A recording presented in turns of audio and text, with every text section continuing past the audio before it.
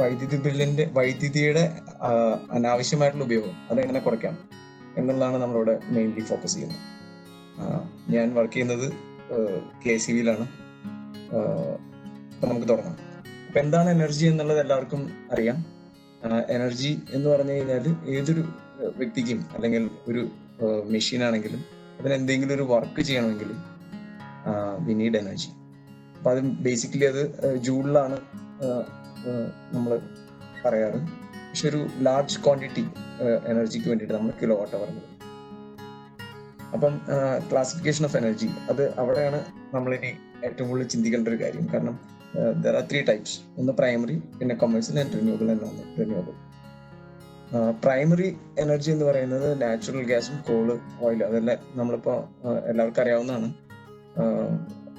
Petrol അല്ലെങ്കിൽ കൽക്കരി എന്നുള്ള സാധനങ്ങൾ അത് നമുക്ക് ഭൂമിയിൽ നിന്ന് തന്നെ കിട്ടുന്ന അല്ലെങ്കിൽ നാച്ചുറലായിട്ട് തന്നെ കിട്ടുന്ന വളരെ റോ ഫോം ആയിട്ടുള്ള ഒരു സംഭവമാണ്. അതേസമയം സെക്കൻഡറി എനർജി എന്ന് പറയുന്നത് നമ്മൾ അത് ഉപയോഗിച്ചിട്ട് ഉണ്ടാക്കുന്ന എനർജി. അതിൽ ഒന്നാണ് സ്റ്റീം. അതായത് പണ്ട് കാലത്ത് ട്രെയിൻ ഓടിക്കൊണ്ടിരുന്ന തീവണ്ടി എന്ന് പറയുന്ന സംഭവം, അതിന് സ്റ്റീം കോള് കത്തിച്ച് അതിൽ നിന്നുള്ള സ്റ്റീം ഉപയോഗിച്ചിട്ടാണ് മെക്കാനിക്കൽ എനർജി പ്രൊഡ്യൂസ് ചെയ്യുന്നത്. അതിന്റെ വേറൊരു വലിയൊരു കണ്ടുപിടുത്തായിരുന്നു ഇലക്ട്രിസിറ്റി. അതാണ് സെക്കൻഡറിയിൽ വരുന്ന എനർജി. അതേസമയം കൊമേഴ്സ്യൽ എനർജി എന്ന് പറയുന്നത് നമുക്ക് വാങ്ങാൻ പറ്റുന്ന അല്ലെങ്കിൽ കൊമേഴ്സ്യൽ വാല്യൂ ഉള്ള എന്തൊക്കെയാണ് എനർജി എന്നുള്ളതാണ്. ഇലക്ട്രിസിറ്റിയും കോള്, LPG, CNG ഇതൊക്കെ കൊമേഴ്സ്യലി നമ്മൾ വാങ്ങി ഉപയോഗിക്കുന്നതാണ്. അതേസമയം നോൺ കൊമേഴ്സ്യലായിട്ട് വീട്ടിൽ കിട്ടുന്ന കുറച്ച് സാധനങ്ങൾ, അതായത് മരം, അതുപോലെ തന്നെ കാറ്റിൽ ഡങ്ക്, അഗ്രികൾച്ചറൽ വേസ്റ്റ്, പിന്നെ കൂടാതെ ഇപ്പം ഏറ്റവും കൂടുതൽ ഫേമസ് ആയിട്ടുള്ള സോളാർ എനർജി. അപ്പൊ ഇത്രയും ഇതാണ് കൊമേഴ്സ്യൽ, നോൺ കൊമേഴ്സ്യൽ. എൻ്റെ അടുത്തതാണ് റിന്യൂവബിൾ ആൻഡ് നോൺ റിന്യൂവബിൾ. ഇതാണ് ഇപ്പൊ ലോകം എല്ലായിടത്തും എല്ലാവരും ഫോക്കസ് ചെയ്തിരിക്കുന്നത് റിന്യൂവബിൾ എനർജിയിലാണ്. അപ്പൊ എന്തുകൊണ്ടാണ് റിന്യൂവബിൾ എനർജി അധികം ഇമ്പോർട്ടൻറ്റ് എന്ന് നോക്കി കഴിഞ്ഞാൽ അതിന്റെ പ്രത്യേകത എന്ന് പറയുന്നത് അത് നമുക്ക് യൂസ് ചെയ്താലും അല്ലെങ്കിൽ അതിൻ്റെ ഉള്ളിൽ നിന്ന് എത്ര പ്രാവശ്യം നമ്മൾ ഉപയോഗിച്ചാലും അത് ഒരിക്കലും നശിച്ചു പോകുന്നില്ല. എപ്പോഴും അത് പുനരുദ്ധീകരിച്ചുകൊണ്ടിരിക്കും. അപ്പം അതാണ് റിന്യൂവബിൾ എനർജിയുടെ പ്രത്യേകത. അതിന്റെ എക്സാമ്പിളാണ് സോളാർ, അതുപോലെ തന്നെ ജിയോ തെർമൽ, അതുപോലെ തന്നെ ഹൈഡ്രോ. നമുക്ക് കേരളത്തിലെ ഏറ്റവും കൂടുതൽ പവർ തരുന്ന ഹൈഡ്രോ. അതാണ് ലോകത്ത് തന്നെ ഏറ്റവും വലിയൊരു റിന്യൂവബിൾ ആയിട്ടുള്ളൊരു എനർജിയാണ്. കാരണം വെള്ളം നമ്മൾ ഒരിക്കലും കൺസ്യൂം ചെയ്തിട്ട് കളയുന്നില്ല ചെയ്യുന്നത്. അത് മഴ പെയ്ത് മുകളിൽ വന്നിട്ട് ആ ഡാംസിൽ സ്റ്റോർ ചെയ്യുന്ന വെള്ളം നമ്മൾ പവറെ കൺവേർട്ട് ചെയ്യണം. നോൺ റിന്യൂവബിൾ എന്ന് പറയുന്നത് ഒരിക്കൽ ഉപയോഗിച്ച് കഴിഞ്ഞാൽ, ഇപ്പോൾ ഒരു എക്സാമ്പിൾ പറഞ്ഞ ഗ്യാസ് സ്റ്റേഷൻ ഉണ്ട്. ഇപ്പം ഗ്യാസ് സ്റ്റേഷൻസ് ആയിരിക്കാം, അല്ലെങ്കിൽ diesel power plant, KD Kakkayam Kozhikode diesel power plant, അല്ലെങ്കിൽ നെയ്വേലി ലിഗ്നൈറ്റ് കോർപ്പറേഷൻ അവരുടെ ലിഗ്നൈറ്റ് ഉപയോഗിച്ചിട്ടുണ്ടാക്കുന്ന പ്ലാന്റ്. ഇവിടെയൊക്കെ ലിഗ്നൈറ്റ് കത്തിച്ചു കഴിഞ്ഞാൽ പിന്നെ രണ്ടാമത് ലിഗ്നൈറ്റ് ഉണ്ടാവുന്നില്ല. അല്ലെങ്കിൽ ഡീസൽ ഒരിക്കൽ കാറിൽ ഉപയോഗിച്ച് കഴിഞ്ഞാൽ പിന്നെ രണ്ടാമത് ഡീസലായിട്ട് നമുക്ക് കിട്ടില്ല. അപ്പൊ ഇതാണ് നോൺ റിന്യൂവബിൾ ആയിട്ടുള്ള എനർജി.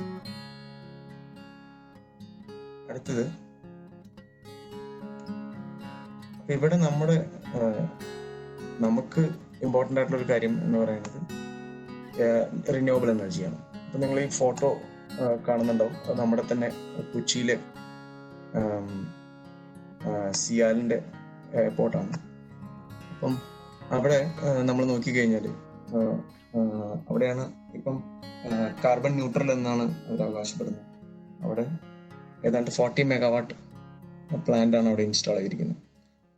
അപ്പൊ അവിടെ ഉൽപ്പാദിപ്പിക്കുന്ന വൈദ്യുതി കൊണ്ട് എന്തൊക്കെ അഡ്വാൻറ്റേജസ് ആണെന്നുള്ളതാണ് അതാണ് ലോകത്തെ തന്നെ അതായത് കാർബൺ ന്യൂട്രൽ ആയിട്ടുള്ള ഒരു എയർപോർട്ടാണ്. അവിടെ ഏതാണ്ട് 9 ലക്ഷം metric ton carbon dioxide emission ആണ് അവിടെ അവർ അറസ്റ്റ് ചെയ്തിരിക്കുന്നത്. And over the next 25 years, അതാണ് അവിടുത്തെ പ്രത്യേകത. വിച്ച് ഈസ് ഈക്വലന്റ് ടു 90 ലക്ഷം ട്രീസ് പ്ലാന്റ്. അവർക്ക് ആക്ച്വലി അവിടെ പ്ലാന്റ് ചെയ്യേണ്ട, അവിടെ 90 ലക്ഷം ട്രീ പ്ലാന്റ് ചെയ്ത് കഴിഞ്ഞാൽ അത് കൺസ്യൂം ചെയ്യുന്ന കാർബൺ ഡൈ ഓക്സൈഡിന് ഈക്വലന്റ് ആണ്. Or not driving 2400 million miles. ഇതാണ് റിന്യൂവബിളിന്റെ കാര്യം. ബാക്കിയുള്ള കാര്യങ്ങൾ നമുക്ക് എല്ലാവർക്കും അറിയാവുന്നതാണ്. ഹൈഡ്രോയും നമ്മുടെ കേരളത്തിൽ തന്നെ ഏറ്റവും ഫേമസ് ആയിട്ടുള്ള ഇടുക്കി സ്റ്റേഷൻ തുടങ്ങിയ എല്ലാ സ്റ്റേഷൻസും ഹൈഡ്രോയിൽ വരുന്നതാണ്. ബയോമാസും അറിയാവുന്നതാണ്. പിന്നെ അടുത്തതാണ് വൈ ഇലക്ട്രിസിറ്റി. എന്തുകൊണ്ട് ഇത്രയൊക്കെ കാര്യങ്ങളുണ്ടെങ്കിൽ എന്തുകൊണ്ടാണ് മനുഷ്യൻ ഇലക്ട്രിസിറ്റി എന്നുള്ള സാധനത്തിന് ഇത്രയധികം ഇമ്പോർട്ടൻസ് കൊടുക്കുന്നത്? ഒരാൾക്ക് പോലും ഒരു മിനിറ്റ് പോലും സപ്ലൈ പോകാൻ ആരും ആഗ്രഹിക്കുന്നില്ല. എന്തുകൊണ്ടാണ്? അതിനുള്ള കാരണം എന്ന് പറഞ്ഞു കഴിഞ്ഞാൽ ഈ പറഞ്ഞ ഇലക്ട്രിസിറ്റി എന്ന് പറയുന്നത് വളരെ പെട്ടെന്നും വളരെ ഈസി ആയിട്ട് ട്രാൻസ്പോർട്ട് ചെയ്യാം ഒരു സ്ഥലത്തു നിന്നും വേറെ സ്ഥലത്ത്. അതായത് ഇപ്പം നമ്മൾ കേരളത്തില് എല്ലാ ജനറേറ്റിംഗ് സ്റ്റേഷൻ ഇല്ലാണ്ടാണെങ്കിൽ, മീൻസ് എല്ലാം ഓഫ് ചെയ്തിട്ടാണെങ്കിലും നമുക്ക് നോർത്ത് ഇന്ത്യയിൽ നിന്നോ അല്ലെങ്കിൽ എക്സസ് പവറുള്ള സ്ഥലങ്ങളിൽ നിന്ന് പവർ ഇങ്ങോട്ട് കൊണ്ടുവരാം. അങ്ങനെ തന്നെയാണ് പല സംസ്ഥാനങ്ങളും ഇപ്പോഴും മുന്നോട്ട് പോയിക്കൊണ്ടിരിക്കുന്നത്. അപ്പം ഇതാണ് ഇപ്പോഴത്തെ ഒരു സിസ്റ്റം. അതായത് ഇലക്ട്രിസിറ്റിയാണ് ഇപ്പോഴത്തെ ഏത് കാര്യത്തിനെയും റൺ ചെയ്തുകൊണ്ടിരിക്കുന്ന സംഭവം. അതിനുള്ള എക്സാമ്പിൾസ് ആണ് ഇപ്പൊ communication system. Mobile tower work ചെയ്യണമെങ്കിൽ കമ്മ്യൂണിക്കേഷൻ സിസ്റ്റം ആണ്. അതിലൊന്നുകിൽ അവർ diesel power plant, diesel generator ഉപയോഗിക്കും. But normally they prefer KCB അല്ലെങ്കിൽ പവർ യൂട്ടിലിറ്റി. കാരണം അവരുടെ സപ്ലൈ കുറച്ചും കൂടി ചീപ്പർ ആയിരിക്കും. അതുപോലെ തന്നെ ട്രാൻസ്പോർട്ടേഷൻ, വണ്ടികളാണെങ്കിൽ പോലും ഇലക്ട്രിസിറ്റി, ഇപ്പം ഇലക്ട്രിക് വെഹിക്കിൾസ് ഉണ്ട്. ട്രെയിൻസ് പ്യുവർലി ഇലക്ട്രിക്കൽ ആയിട്ടുണ്ട്. കാരണം ഏറ്റവും ക്ലീൻ എനർജിയാണ്. അതുകൊണ്ട് തന്നെയാണ് ട്രാൻസ്പോർട്ടേഷൻ കാര്യങ്ങൾക്കൊക്കെ ഉപയോഗിക്കുന്നത്. ഹെൽത്ത് കെയർ ഡിപ്പാർട്ട്മെന്റ്, ഒരു ഓപ്പറേഷൻ നടത്തണമെങ്കിൽ പോലും നമുക്ക് ഇലക്ട്രിസിറ്റി ആവശ്യമാണ്.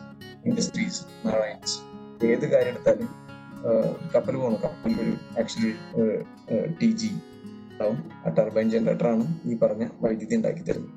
ഇൻഡസ്ട്രീസ് നമ്മൾ ഉണ്ടാക്കിയിട്ടുള്ള, ഇപ്പോൾ നിങ്ങളിപ്പോൾ കണ്ടുകൊണ്ടിരിക്കുന്ന ഫോൺ, ലാപ്ടോപ്സ്, ഏത് സാധനം എടുത്താലും അതിന് ഒരു ബേസിക്കലി അതിന്റെ അതുണ്ടാക്കി കൊണ്ടുവരാൻ വേണ്ടിയിട്ട് നമ്മൾ ഉപയോഗിക്കുന്ന ഇലക്ട്രിസിറ്റിയാണ്. അപ്പം ഇലക്ട്രിസിറ്റിയുടെ ഇമ്പോർട്ടൻസ് എന്ന് പറയുന്നത് എല്ലാവർക്കും മനസ്സിലായിട്ടുണ്ടാവും. ഇനി അടുത്ത് എങ്ങനെയാണിത് ഇലക്ട്രിസിറ്റി ഡിസ്ട്രിബ്യൂട്ട് ചെയ്ത് ഇങ്ങോട്ട് വരുന്നത് എന്നുള്ളതാണ്. അതിനാണ് ഡിസ്ട്രിബ്യൂഷൻ ഓഫ് ഇലക്ട്രിക് പവർ. അത് ഡിസ്ട്രിബ്യൂഷൻ എന്ന് പറയുന്നത് ഏറ്റവും final stage in the delivery of electric power ആണ്. അതായത് കൺസ്യൂമേഴ്സിന്റെ അടുത്തെത്തുന്ന സ്റ്റേജാണ് ഡിസ്ട്രിബ്യൂഷൻ. 1880 ആദ്യമായിട്ട് ഇൻട്രൊഡ്യൂസ് ചെയ്യപ്പെടുന്ന ലോകത്ത്. ഇത് അതിൻ്റെ ഒരു ചെറിയൊരു ചാർട്ടാണ്. എങ്ങനെ ഇത് നിങ്ങൾക്ക് എൻ്റെ പെൻ കാണാൻ സാധിക്കുന്നുണ്ടാവും എന്ന് ഞാൻ വിചാരിക്കുന്നു. ഓക്കെ. അപ്പം ആദ്യം നമ്മൾ ജനറേറ്റേഴ്സ് ആണ് ആദ്യം. ഇവിടെ നിന്നാണ് പവർ സ്റ്റാർട്ട് ചെയ്യുന്നത്. അത് ട്രാൻസ്മിഷനിലേക്ക് വരും. ട്രാൻസ്മിഷനിൽ ഇപ്പൊ നമ്മുടെ ഉദാഹരണം പറഞ്ഞു കഴിഞ്ഞാൽ 400 kV പാലക്കാട് NSSന്റെ അടുത്താണെങ്കിലും പാലക്കാട് 400 kV സബ്സ്റ്റേഷൻ ഉണ്ട്. അല്ലെങ്കിൽ തൃശ്ശൂർ പറഞ്ഞാൽ മാടക്കത്രയുണ്ട്, എറണാകുളത്തുണ്ട്, ട്രിവാൻഡ്രത്തുണ്ട്, മലപ്പുറത്ത്, കോഴിക്കോട് ഭാഗത്തുണ്ട്. അങ്ങനെ അതാണ് ഈ ട്രാൻസ്മിഷൻ ലൈൻസ്. പിന്നെ നിങ്ങളുടെ അടുത്ത് എവിടെയെങ്കിലും 66 kV ലൈൻസ് ഉണ്ടാവും. കൂടാതെ ഇപ്പൊ ഇവിടെ കാണുന്ന പ്രൈമറി ഡിസ്ട്രിബ്യൂഷൻ, ഇവിടെയാണ് നമ്മുടെ ഇൻട്രസ്റ്റിംഗ് ഏരിയ. വീടിന്റെ അടുത്ത് എല്ലാവരും കണ്ടിട്ടുണ്ടാവും ഒരു ട്രാൻസ്ഫോമർ. എല്ലാവരുടെയും വീടിന്റെ അടുത്ത് ഒരു ട്രാൻസ്ഫോമർ ഉണ്ടാവും. നിങ്ങളുടെ ബില്ലിനകത്ത് പോലും ആ ട്രാൻസ്ഫോമറിന്റെ പേര് എഴുതി വെച്ചിട്ടുണ്ട്. അപ്പൊ ആ ട്രാൻസ്ഫോമറിൽ നിന്നാണ് നമുക്ക് സെക്കൻഡറി ഡിസ്ട്രിബ്യൂഷൻ സൈഡിൽ വന്നിട്ട് സ്മോൾ കൺസ്യൂമേഴ്സിലേക്ക് വരുന്നത്. ഈ സ്മോൾ കൺസ്യൂമേഴ്സിന് നമ്മൾ സപ്ലൈ ചെയ്യുന്നത് 400 to 230 വോൾട്ട് ആണ്. അപ്പൊ എല്ലാവരും നമ്മൾ മനസ്സിലായ കൺസ്യൂമർ ആണെങ്കിൽ അവർക്ക് 3 ഫേസിലും 230 വോൾട്ട് ഉണ്ടാവും. അല്ലെങ്കിൽ phase to phase voltage 400 voltage ഉണ്ടാവും. സിംഗിൾ ഫേസ് ആണെങ്കിൽ 230 വോൾട്ട് ഉണ്ടാവുള്ളൂ. അപ്പോൾ സിംഗിൾ ഫേസ് അവിടെ തന്നെ നമുക്ക് ഒരു പ്രത്യേകത മനസ്സിലാവും. 3 ഫേസിലും ലെറ്റ്സ് ഇത് 3 ഫേസ് ആണെങ്കിൽ, അപ്പൊ ആ 3 ഫേസിൽ നമുക്ക് ഒരു ഫേസ് പോയാലും ബാക്കി 2 ഫേസിൽ അപ്പോഴും അവൈലബിലിറ്റി ഉണ്ടാവും. അതേസമയം ഒരൊറ്റ സിംഗിൾ ഫേസ് കൺസ്യൂമർ ആണെങ്കിൽ ആ ഫേസിൽ ട്രാൻസ്ഫോമർ ഫ്യൂസോ സെക്ഷൻ ഫ്യൂസോ അല്ലെങ്കിൽ ആ പർട്ടിക്കുലർ ഫേസിൽ 11 kV ലൈനിലൊരു ഡിസ്റ്റർബൻസ് വന്നാലും നിങ്ങളുടെ വീട്ടിൽ കറണ്ട് ഉണ്ടാവും. അപ്പോൾ always prefer to have 3 phase supply. ഇതാണ് നമ്മളൊരു സിസ്റ്റം എടുത്തു കഴിഞ്ഞാൽ ആ സിസ്റ്റം എങ്ങനെ നമ്മുടെ വീട്ടിലെത്തുന്നു എന്ന് നമ്മൾ മനസ്സിലാക്കേണ്ടത്. അപ്പം നമുക്ക് അടുത്തായിട്ട് നമ്മൾ ഹൗ ടു കാൽക്കുലേറ്റ് കൺസംഷൻ എന്നാണ് നമ്മുടെ അടുത്ത ചോദ്യം. അപ്പം അതിനു വേണ്ടിയിട്ട് നമുക്ക് പോൾ ആൾക്കാർക്ക് കാണുന്നുണ്ടോ? ഹലോ,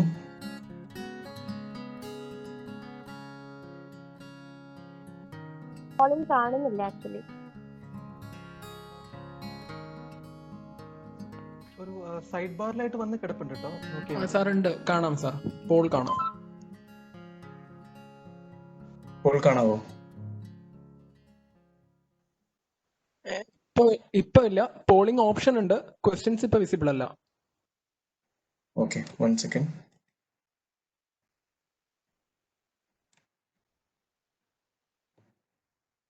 അപ്പം നമ്മൾ ഡിസ്കസ് ചെയ്യാൻ പോകുന്നത്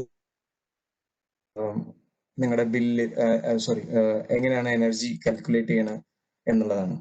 അപ്പം എനർജി കാൽക്കുലേറ്റ് ചെയ്യുന്നതിന് നമുക്ക് ഞാൻ നേരത്തെ പറഞ്ഞു വാട്ട് അവറിലാണ് കാൽക്കുലേഷൻസ് ചെയ്യുന്നത്. അപ്പോൾ വാട്ട് അവറിൽ കാൽക്കുലേഷൻസ് എന്ന് പറയുമ്പോൾ നിങ്ങളുടെ മീറ്ററിൽ നിങ്ങൾ ശ്രദ്ധിച്ചു കഴിഞ്ഞാൽ എല്ലാവർക്കും വീട്ടിലൊരു എനർജി മീറ്റർ ഉണ്ടാവും. ഈ എനർജി മീറ്റർ ഇപ്പം നമ്മളിപ്പോൾ ഒരു കടയിൽ ഒരു സാധനം വാങ്ങാൻ പോയി, അപ്പോൾ കടയിൽ പോയി കഴിയുമ്പോൾ നമുക്ക് നോർമലി നമ്മൾ സാധനങ്ങൾ വാങ്ങുമ്പം അതിന് എത്ര കിലോ ആണ് എന്ന് നോക്കാൻ വേണ്ടിയിട്ട് നമ്മൾ അവിടെ ഒരു ഗ്ലാസ് വെച്ചിട്ടുണ്ടാവും. ആ ഗ്ലാസ് വെച്ചിട്ടാണ് നമ്മൾ നോർമലി മെഷർ ചെയ്ത് എടുക്കുന്നത്. അതുപോലെ തന്നെ ഇവിടെ KSEB അല്ലെങ്കിൽ വൈദ്യുതി എന്ന് പറയുന്ന സാധനം മെഷർ ചെയ്യാൻ വേണ്ടിയിട്ട് ഒരു മീറ്റർ ഉണ്ട്. ആ മീറ്ററിനെയാണ് നമ്മൾ എനർജി മീറ്റർ എന്ന് പറയുന്നത്. അപ്പം ഞാൻ ഇവിടെ ഒരു ചോദ്യം ചോദിച്ചിട്ടുണ്ട്, power consumption of 100 watt bulb for 24 hours. അപ്പം ഇത് നിങ്ങളെല്ലാവരും ഉത്തരം പറയാം. അതിൻ്റെ ഇടയ്ക്ക് അടുത്ത സ്ലൈഡിലേക്ക് പോകാം. അപ്പൊ എങ്ങനെയാണ് നമ്മൾ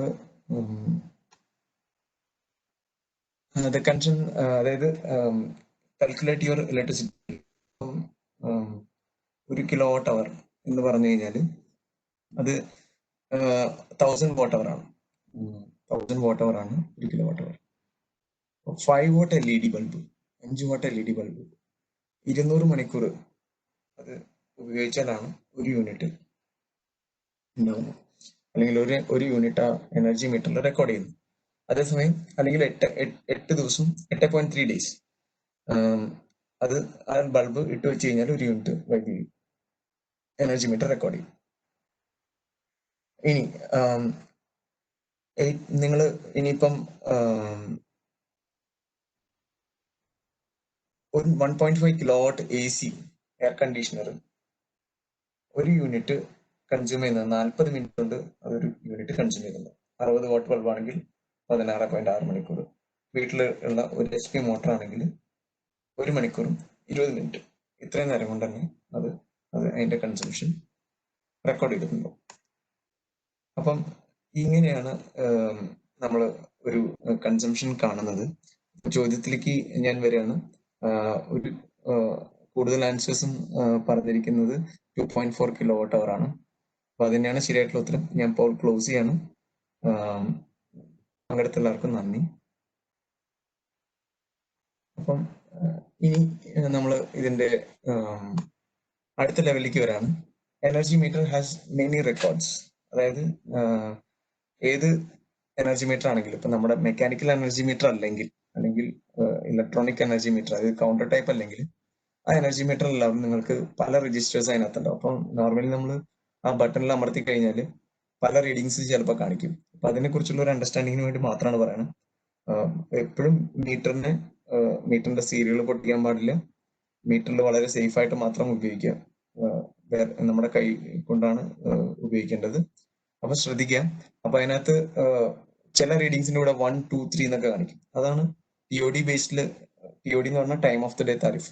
ആ താരിഫിൽ ആണ് എല്ലാ മീറ്റേഴ്സും അതിനെ എനേബിൾഡ് ആണ്, പുതിയ മീറ്റേഴ്സ് അല്ല. അതുകൊണ്ടാണ് നോർമലി നിങ്ങളിപ്പോൾ ഒരു എനർജി മീറ്റർ റീഡിംഗ് എടുത്തു കഴിഞ്ഞാൽ ചിലപ്പം B1 B2 B3 എന്നൊക്കെ കാണിക്കും. അത് എന്താ പ്രത്യേകത എന്ന് വെച്ച് കഴിഞ്ഞാൽ മന്ത്ലി ഓരോ മാസത്തിന്റെ അവസാനം 31-ാം തീയതി 31-ാം തീയതി 24 hours 23 59 കഴിഞ്ഞ് 24 എന്ന് പറഞ്ഞൊരു സമയമാകുമ്പോൾ ഇത് റീസെറ്റ് ആവും.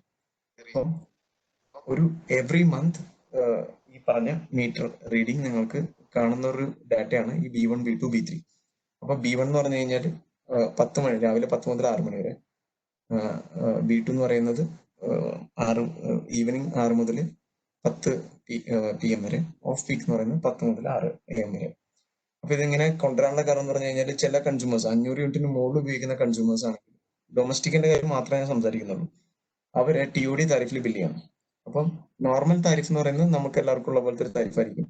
പീക്കിൽ വരുമ്പം ഒരു 20% എക്സ്ട്രാ ചാർജ്, ഓഫ് പീക്കിൽ വരുമ്പം കുറവാണ് ചാർജ് ചെയ്യുള്ളൂ. അപ്പൊ ഇതാണ് ഈ പറഞ്ഞ TODയുടെ പ്രത്യേകത. അതേസമയം അതിനകത്ത് തന്നെ നമ്മൾ സാധാരണ മീറ്ററിലെല്ലാം കാണുന്ന ഒരു C എന്നായിരിക്കും കണ്ടാവുക. ക്യുമുലേറ്റീവ് എന്നാണ് കാണിക്കുക. ക്യുമുലേറ്റീവ് എന്ന് പറഞ്ഞു കഴിഞ്ഞാൽ ഓരോ ദിവസവും ഈ പറഞ്ഞ രജിസ്റ്റർ അപ്ഡേറ്റ് ചെയ്തുകൊണ്ടിരിക്കും, ക്യുമുലേറ്റീവ് ആയിട്ട് ആഡ് ചെയ്തുകൊണ്ടിരിക്കും. ആദ്യത്തെ ദിവസം റീഡിങ് കാണിച്ചത് 0 ആയിരുന്നു. രണ്ടാമത്തെ ദിവസം കാണിക്കുമ്പോൾ അത് എത്ര 5 യൂണിറ്റ് ഉപയോഗിച്ച് കഴിഞ്ഞാൽ അത് 5 ആയി. അടുത്ത ദിവസം 1 യൂണിറ്റ് ആണ് ഉപയോഗിച്ചത്, അപ്പോൾ അത് 6 ആയി. അങ്ങനെ ക്യുമുലേറ്റീവ് ആയിട്ട് അത് അപ്ഡേറ്റ് ചെയ്തുകൊണ്ടിരിക്കുക ആ രജിസ്റ്റർ. അപ്പൊ ഇതാണ് നിങ്ങളെ രജിസ്റ്റേഴ്സും എങ്ങനെ നിങ്ങൾക്ക് റീഡിങ് എടുക്കാൻ പറ്റും എന്നുള്ളതാണ് ക്വസ്റ്റ്യൻ. അപ്പം ഇതിൽ ഫസ്റ്റത്തെ കാണുന്ന മീറ്ററിൽ ശ്രദ്ധിച്ചു കഴിഞ്ഞാൽ കാണുമ്പോൾ അതിനകത്ത് T1 എന്നാണ് എഴുതിയിരിക്കുന്നത്. അപ്പൊ മീറ്ററിന്റെ പേര് LNT എന്നാണ്. അതിൽ ഇതെല്ലാം കാണിക്കുന്നത് സിംഗിൾ ഫേസ് മീറ്റർ ആണ്. പക്ഷെ സിംഗിൾ ഫേസിലും 3 ഫേസിലാണെങ്കിൽ ഓൾമോസ്റ്റ് എല്ലാം ഒരേ റീഡിങ് ആയിരിക്കും. അപ്പൊ T1 എന്ന് പറയുന്നതാണ് ടൈം സോൺ. ഇതല്ലാതെ T1 ഈ റീഡിങ് അല്ല എടുക്കേണ്ടത്. കാണേണ്ട റീഡിങ് KWH എന്ന് പറഞ്ഞ ഒരു റീഡിങ് ആണ്. ഇവിടെ ഈ പറഞ്ഞ മീറ്റർ ആണെങ്കിൽ KWH കാണിക്കുന്നതാണ്. ഇവിടെ ആണെങ്കിലും KWH കാണുക, ഇതിലാണെങ്കിലും KWH ആണ്. ഇത് ക്യുമുലേറ്റീവ് ആയിട്ടുള്ള റീഡിങ് ആണ്. അപ്പൊ ഈ റീഡിങ് ആണ് എല്ലാവരും നോക്കേണ്ടത്. പിന്നെ ഈ എല്ലാ മീറ്റേഴ്സിനും പോകുന്ന ഒരു LED ഡിസ്പ്ലേ കാണാം. അത് ബ്ലിങ്ക് ചെയ്യുന്നതാണ്, നോർമലി ബ്ലിങ്ക് ചെയ്യുന്നതായിട്ടും കാണാം. അപ്പം നിങ്ങളുടെ വീട്ടിൽ കറണ്ട് ഉണ്ടോ ഇല്ലയെന്ന് പറഞ്ഞിട്ട് മിക്കപ്പോഴും ആൾക്കാർ വിളിക്കുന്നതാണ്. ഈ അവസരത്തിൽ ഒരു സമയം കിട്ടി പറഞ്ഞു നോക്കാം. അപ്പം നിങ്ങളുടെ മീറ്ററിൽ റീഡിങ് കാണുന്നുണ്ടെങ്കിൽ, അതായത് നിങ്ങൾ അമർത്താതെ തന്നെ കാണുന്നുണ്ടെങ്കിൽ അതിനകത്ത് വോൾട്ടേജ് എന്ന് പറഞ്ഞൊരു ഓപ്ഷൻ ഉണ്ട്, കാണാൻ പറ്റും. ആ വോൾട്ടേജ് 230 അല്ലെങ്കിൽ അതിനേക്കാൾ കൂടുതലോ കുറവുള്ള ഒരു വാല്യൂ ഉണ്ട്. വളരെ താഴ്ന്നതല്ല, 230, 35, 240, 200 മുകളിലുള്ള ഒരു വാല്യൂ ഉണ്ടെങ്കിൽ നിങ്ങളുടെ മീറ്ററിൽ വർക്കിംഗ് ഫൈൻ ആണ്. മീറ്ററിന് ശേഷമുള്ള ഏതെങ്കിലും ഭാഗത്തായിരിക്കും പ്രശ്നമുള്ളത്. അപ്പൊ കൺസ്യൂമേഴ്സ് സാധാരണ ഓഫീസിൽ വിളിക്കുമ്പോൾ ചോദിക്കുന്ന ഒരു ചോദ്യമാണ് മീറ്ററിൽ ഡിസ്പ്ലേ കാണുന്നുണ്ടോ. അപ്പം എല്ലാവരും ഡിജിറ്റൽ മീറ്ററിലേക്ക് പോകാൻ ശ്രമിക്കുക. കാരണം ഡിജിറ്റൽ മീറ്ററിലാണെങ്കിൽ ഈ പറഞ്ഞ കുറെ ഓപ്ഷൻസ് നമുക്ക് കൺസംഷൻ ബേസിൽ കാണാൻ സാധിക്കും. അപ്പൊ ആദ്യം തന്നെ മീറ്റർ കറണ്ട് ബില്ല് കുറയ്ക്കണമെങ്കിൽ ആദ്യം തന്നെ നമ്മുടെ ഉപയോഗം, നമ്മൾ എത്ര ഉപയോഗിക്കുന്നു എന്നുള്ളതും കൂടി പഠിക്കണം. അതുകൊണ്ടാണ് ഇങ്ങനെ ഒരു കാര്യം സംസാരിച്ചത്. ഇതിൽ ഈ കാണുന്ന ഒരു ഒപ്റ്റിക്കൽ പോർട്ടാണ്. ഇതിനൊന്നും ഡിസ്റ്റർബ് ചെയ്യാതെ ഇവിടെ സീലുകൾ കാണാം. സീൽ ഒരിക്കലും തൊടാൻ പാടില്ല. പലതരത്തിലുള്ള തെഫ്റ്റ് നടന്നുകൊണ്ടിരിക്കുന്ന സമയമാണ്. പക്ഷെ ആരും ഒന്നും ഈ പറഞ്ഞ സീലുകൾ ഡിസ്റ്റർബ് ചെയ്യാണ്ട് മാത്രം റീഡിങ് എടുക്കാൻ ശ്രമിക്കുക. ഒപ്റ്റിക്കൽ റീഡിങ്ങിന്റെ ആവശ്യം ഇപ്പൊ നിലവിലില്ല. കാരണം എല്ലാ ഡിസ്പ്ലേയിൽ കാണാവുന്നതാണ് നിങ്ങളുടെ എത്ര യൂണിറ്റ് കൺസംഷൻ എന്നുള്ളത്. അപ്പൊ ഒരു ദിവസം രാവിലെ 8 മണിക്ക് നോക്കി അടുത്ത ദിവസം 8 മണിക്ക് തന്നെ നോക്കി കഴിഞ്ഞാൽ കറക്റ്റ് ആയിട്ട് എത്ര ഉപയോഗിച്ചു എന്നുള്ളത് മനസ്സിലാക്കാൻ സാധിക്കും. ഇതാണ് ഒരു നോർമൽ ഇലക്ട്രിസിറ്റി ബില്ല് വരുമ്പോൾ നിങ്ങളെ താരിഫ് എന്ന് പറയുന്ന സംഭവം. താരിഫില് ശ്രദ്ധിച്ചു കഴിഞ്ഞാൽ മനസ്സിലാവും. താരിഫ് ബേസിക്കലി 2 ഭാഗമാണ് അതിനുള്ളത്. ഒന്ന് ഫിക്സഡ് ചാർജിന്റെ പോർഷനും മറ്റേത് എനർജി ചാർജിന്റെ പോർഷനും. ഫിക്സഡ് ചാർജിന്റെ പോർഷൻ ശ്രദ്ധിച്ചു കഴിഞ്ഞാൽ മനസ്സിലാവും. ഫിക്സഡ് ചാർജിൽ നമുക്ക് ഒരു സിംഗിൾ ഫേസിനും 3 ഫേസിനും വേണ്ടി റേറ്റുകൾ എഴുതിയിട്ടുണ്ട്. ഇത് പഴയ താരിഫാണ്, പ്രീ റിവൈസ്ഡ് ആണ്. ഇതാണ് ഏറ്റവും വലിയ വ്യത്യാസം വന്നത്. അതായത് റിവൈസ് ചെയ്ത് കഴിഞ്ഞപ്പോൾ കൺസംഷൻ ബേസ്ഡിലായി. മറ്റേത് എല്ലാവർക്കും 30 രൂപയായിരുന്നു, 3 ഫേസുകാർക്ക് എല്ലാവർക്കും 80 രൂപയായിരുന്നു.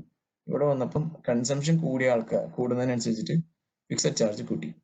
കാരണം അതിനുള്ള കാരണം എന്ന് പറഞ്ഞു കഴിഞ്ഞാൽ വീടുകളിൽ എപ്പോഴും കണക്ടർ ലോഡ് നോർമലി വളരെ ചെറിയ, അതായത് 1 കിലോവാട്ട് ചിലപ്പോൾ കാണിച്ചിട്ടുണ്ട്. പക്ഷെ actually it will be more than, ചിലപ്പം 10 കിലോവാട്ട് അടക്കമുള്ള വീടുകളിൽ ചിലപ്പോൾ 1 കിലോവാട്ട് കാണിക്കുന്നുണ്ടാവും. അതുകൊണ്ടാണ് ഇങ്ങനെ ഫിക്സഡ് ചാർജ് കൺസംഷൻ ബേസ്ഡിലാണ് ഇപ്പം എടുക്കുന്നത്. അപ്പൊ 2 കോമ്പണന്റ് ആണുള്ളത്. നമ്മൾ ഫിക്സഡ് ചാർജ് കൊടുക്കണം, അതുപോലെ തന്നെ എനർജി കൺസ്യൂം ചെയ്യുന്നതിനുള്ള ചാർജസും കൊടുക്കണം. അപ്പൊ ഈ ഫിക്സഡ് ചാർജ് എല്ലാവർക്കും മനസ്സിലായിട്ടുണ്ടാവും. എബവ് 500 യൂണിറ്റ്സ് സിംഗിൾ ഫേസിലാണെങ്കിൽ 3 ഫേസ് ആണെങ്കിലും 150 റുപ്പീസ് ആണ്. അപ്പം സിംഗിൾ ഫേസിലുള്ള വീടുകളിൽ 500 യൂണിറ്റിന് മുകളിൽ ഉപയോഗിക്കുന്ന ആൾക്കാരുണ്ടെങ്കിൽ ദയവായിട്ട് 3 ഫേസിലേക്ക് തന്നെ കൺവേർട്ട് ചെയ്യുക. കാരണം you are paying for the 3 face connection. അതാണ് ഒരു പോയിന്റ്. പിന്നെ അടുത്തത് എനർജി ചാർജസ്. എനർജി ചാർജസിൽ ശ്രദ്ധിച്ചു കഴിഞ്ഞാൽ BPL കൺസ്യൂമേഴ്സിന് 1000 വാട്ട്സിന് താഴെയുള്ള ആൾക്കാരാണെങ്കിൽ മാത്രമാണ് 40 യൂണിറ്റ് വരെ ഫ്രീ ആയിട്ട് കിട്ടുന്നത്.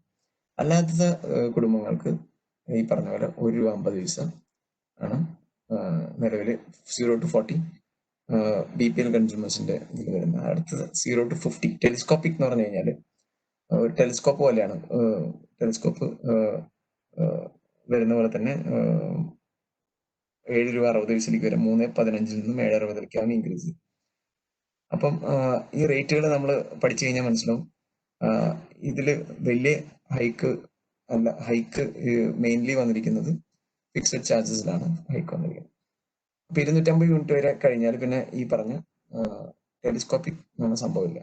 അതിനുശേഷം വരുന്നത് നോൺ ടെലിസ്കോപ്പിക് താരിഫാണ്. നോൺ ടെലിസ്കോപ്പിക് താരിഫ് എന്ന് പറഞ്ഞാൽ 300 യൂണിറ്റ്. ഇതെല്ലാം നമ്മൾ പറയുന്ന മന്ത്ലിയാണ്. 300 യൂണിറ്റിന് ₹5.80. 300 യൂണിറ്റിന് മുകളിൽ വന്നു കഴിഞ്ഞാൽ 350 യൂണിറ്റ് വരെ ആയി കഴിഞ്ഞാൽ, ഇത് 301 യൂണിറ്റ് വന്നു കഴിഞ്ഞാൽ മാസം 301 അല്ലെങ്കിൽ ബൈ മന്ത്ലി 602 യൂണിറ്റ്സ് 601 യൂണിറ്റ് വന്നാലും നമ്മുടെ കൺസംഷൻ ബുക്ക് ചെയ്യാൻ പോകുന്നത് 6.6 റുപ്പീസിലാണ്. 400 യൂണിറ്റ്സ് വന്നു കഴിയുമ്പോൾ 6.99, 7.1 ആവും. പിന്നെ അത് ഏറ്റവും ഹയസ്റ്റ് താരിഫ് ആയിട്ടുള്ള 7.9 വരും. അപ്പം ഇതാണ് എനർജി ചാർജസിൽ നമ്മൾ കാണുന്ന ഒരു പ്രത്യേകത. അതേപോലെ തന്നെ ഇതിൽ സബ്സിഡി കൊടുക്കുന്നത് 120 യൂണിറ്റ് വരെയുള്ള ആൾക്കാർക്കാണ്. മാസം 120 യൂണിറ്റും അല്ലെങ്കിൽ bimonthly 240 units. Up to 240 unit 250 units telescopic താരിഫാണ്. ഇത് ഇത്രയുമാണ് നമ്മളൊരു ബില്ല് കിട്ടിയാൽ നമ്മൾ അറിഞ്ഞിരിക്കേണ്ട കാര്യങ്ങൾ. അപ്പോൾ ഗവൺമെന്റ് സബ്സിഡി കൊടുക്കുന്നത് 120 യൂണിറ്റ് പെർ മന്ത് അല്ലെങ്കിൽ 240 യൂണിറ്റ് ബൈ മന്ത്ലിയുള്ള കൺസ്യൂമേഴ്സിനാണ്.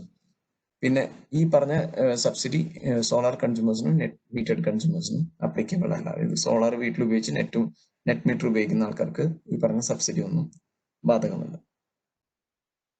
ഡൊമസ്റ്റിക് കൺസ്യൂമേഴ്സിന് ആദ്യത്തെ 40 മന്ത്ലി കൺസംഷൻ 40 യൂണിറ്റ് വരെയുള്ള ഇതിന് 35 പൈസ പെർ യൂണിറ്റും, 41 മുതൽ 120 വരെ യൂണിറ്റ് വരുമ്പോൾ 50 പൈസ പെർ യൂണിറ്റിലും സബ്സിഡി അലൗഡ് ആണ്.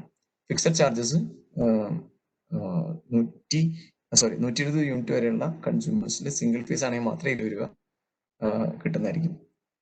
ഇത്രയാണ് നമുക്ക് ഈ പറഞ്ഞ ബില്ല് എങ്ങനെ കണക്കൂട്ടാം എന്നുള്ളത് വളരെ ഈസി ആയിട്ട് നമുക്ക് എല്ലാവർക്കും ബില്ല് കണക്കൂട്ടി നോക്കാം. പിന്നെ എക്സ്ട്രാ വരുന്ന ഫ്യൂവൽ സെസ്, അതുപോലെ തന്നെ GST, മീറ്റർ റെന്റിന് ഒരു GST ഉണ്ടാവും, അതുപോലെ തന്നെ ഫ്യൂവൽ സെസ്. ഇത്രയും 2 വേറെ എക്സ്ട്രാ ചാർജസ് ആണ് നമുക്ക് സാധാരണ ഒരു ബില്ലിൽ കാണുന്നുണ്ടാവാം.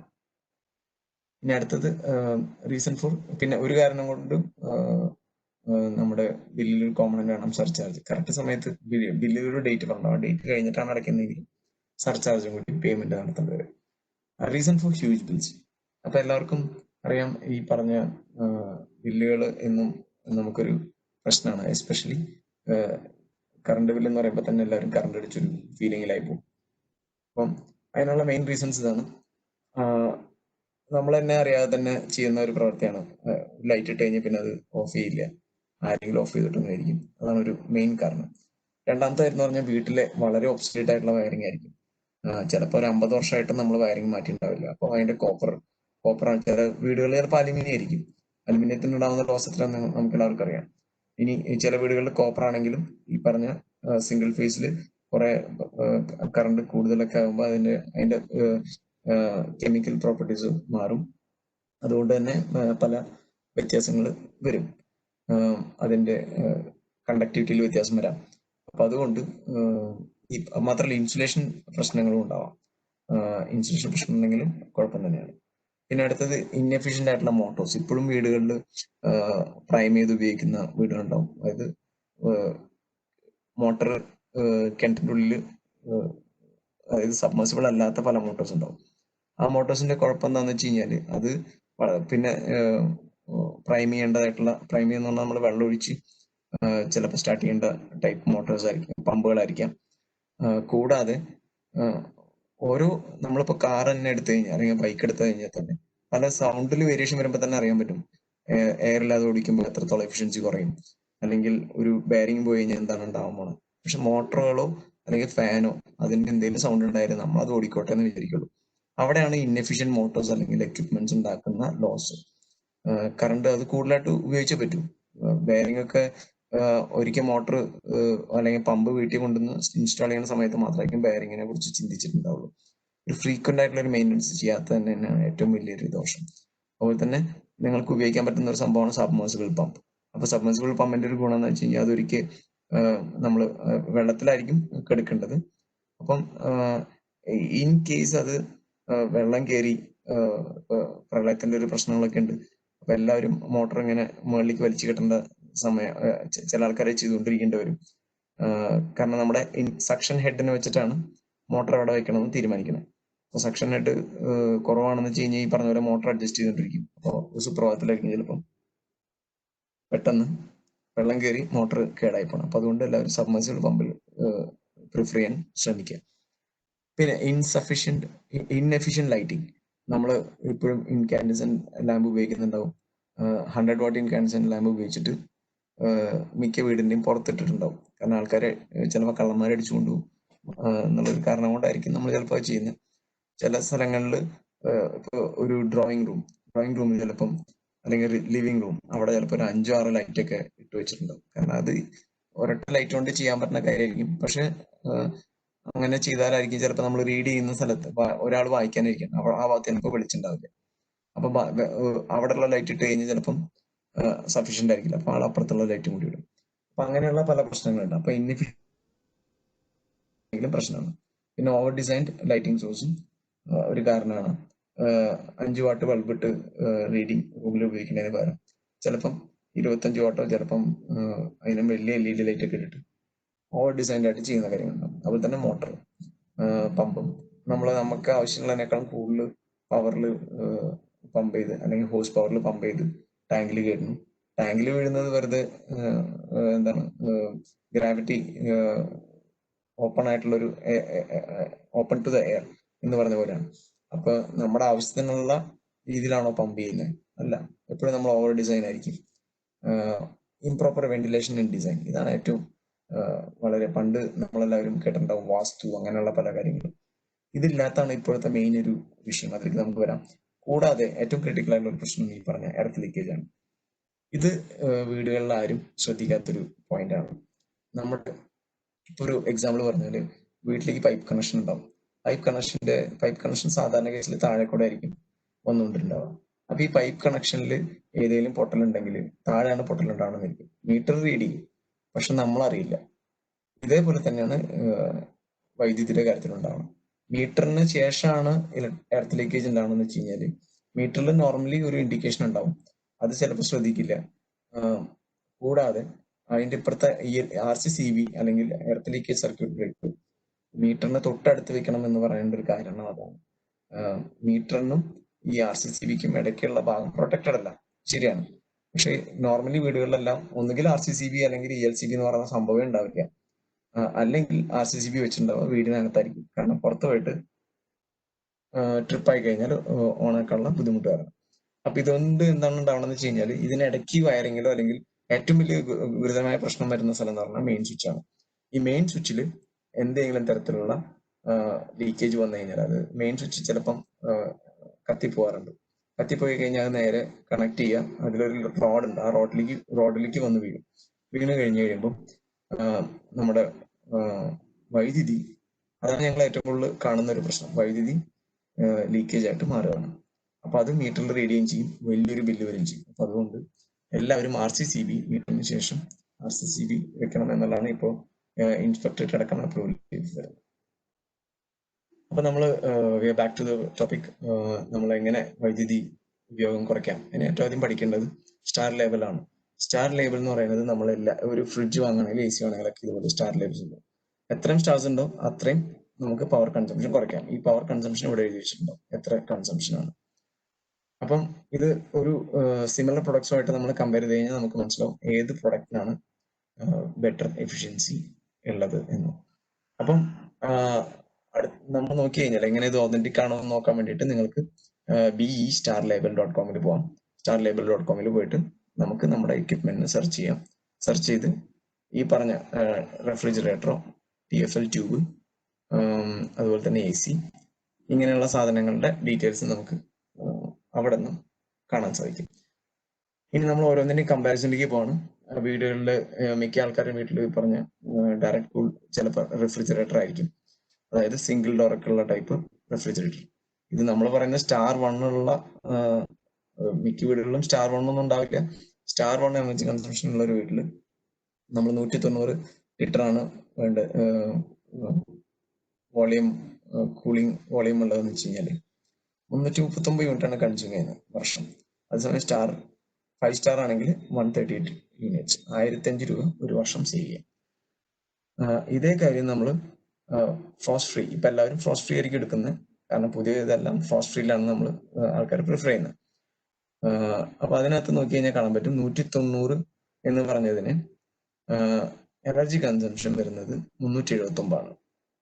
ഈ ഫ്രോസ്റ്റ് ഫ്രീക്ക് കുറച്ചും കൂടി കൺസംഷൻ കൂടും, കാരണം എന്താ വെച്ച് കഴിഞ്ഞാൽ അത് എക്സ്ട്രാ കുറച്ച് ഫാനും ഒക്കെ ഉണ്ടെങ്കിലാണ് ഈ പറഞ്ഞ രണ്ട് ഭാഗത്തും, അതായത് ഒരു മുകളിലത്തെ ഫ്രീസറിലേക്കും ഇപ്പുറത്തേക്കും വേറെ രീതിയിലാണ്, രണ്ടും വേറെ വേറെ രീതിയിലാണ് കൂളിംഗ്. അതുകൊണ്ടാണ് ചെറിയൊരു വ്യത്യാസമുള്ളത്. അപ്പൊ 5 സ്റ്റാറിൽ നമ്മൾ കാണുന്നത് 155 ആണ്. ഇത് ഹയർ എൻഡിലേക്ക് പോകുമ്പോൾ നമ്മൾ ഇത്രയൊക്കെ ചിലപ്പോൾ ചില സ്ഥലങ്ങളിൽ വരാം, അത് നമുക്ക് അതിലേക്ക് നിങ്ങൾ പിന്നീട് റെഫർ ചെയ്യാവുന്നതാണ്. അപ്പം നോർമൽ ഒരു വീട്ടിലേക്ക് വരുന്ന ഫ്രിഡ്ജിന്റെ കമ്പാരിസൺ ആണ് ഇങ്ങനെയാണ് വരുന്നത്. 5 രൂപയാണ് നമ്മൾ കണക്കൂട്ടിയിരിക്കുന്നത്. അതേസമയം 500 യൂണിറ്റിന് മുകളിലേക്ക് പോകുന്ന ഒരാൾക്കാണെങ്കിൽ 70-90 പൈസ വരും. അപ്പൊ ഈ പറഞ്ഞ ഡിഫറൻസ്, ഈ പറഞ്ഞ ഇത് തമ്മിലുള്ള ഒരു 150 യൂണിറ്റിന് മുകളിൽ വരുന്ന ഡിഫറൻസ് അത് ദാറ്റ് വിൽ ഇൻക്രീസ് ചെയ്യും. ഒരു ഈവൻ 5 സ്റ്റാർ വാങ്ങുന്നതായിരിക്കും 1 സ്റ്റാറിനേക്കാളും നല്ലത്. അടുത്ത എങ്ങനെയാണ് റെഫ്രിജറേറ്ററിൽ എന്തൊക്കെയാണ് എനർജി ടിപ്സ് ഉള്ളതെന്ന് വെച്ച് കഴിഞ്ഞാൽ, നമ്മൾ ചൂടാക്കുന്ന സാധനം അതിൽ വെക്കുന്നുണ്ടാവില്ല, വെക്കാണ്ടിരിക്കാൻ ശ്രദ്ധിക്കുക. കാരണം ഒരു ചൂടുള്ള ഒരു സാധനം അതിൻ്റെ ഉള്ളിൽ കയറ്റി വയ്ക്കുകയാണെങ്കിൽ അതിനെ കൂൾ ചെയ്യാൻ വേണ്ടിയിട്ട് കുറെ സമയം എടുക്കും. അതേസമയം നമ്മളത് റൂം ടെമ്പറേച്ചറിൽ കൂൾ ചെയ്തിട്ടാണ് ഉള്ളിൽ വെക്കണമെന്ന് വെച്ച് കഴിഞ്ഞാൽ ഒരു അറ്റ്ലീസ്റ്റ് ഒരു 27 ഡിഗ്രിന്ന് താഴത്തേക്ക് അതിനെ കൂൾ ചെയ്താൽ മതി. പിന്നെ റെഫ്രിജറേറ്ററിനെ കൂടുതൽ ഓവർലോഡ് ചെയ്യാണ്ടിരിക്കാൻ ശ്രദ്ധിക്കുക.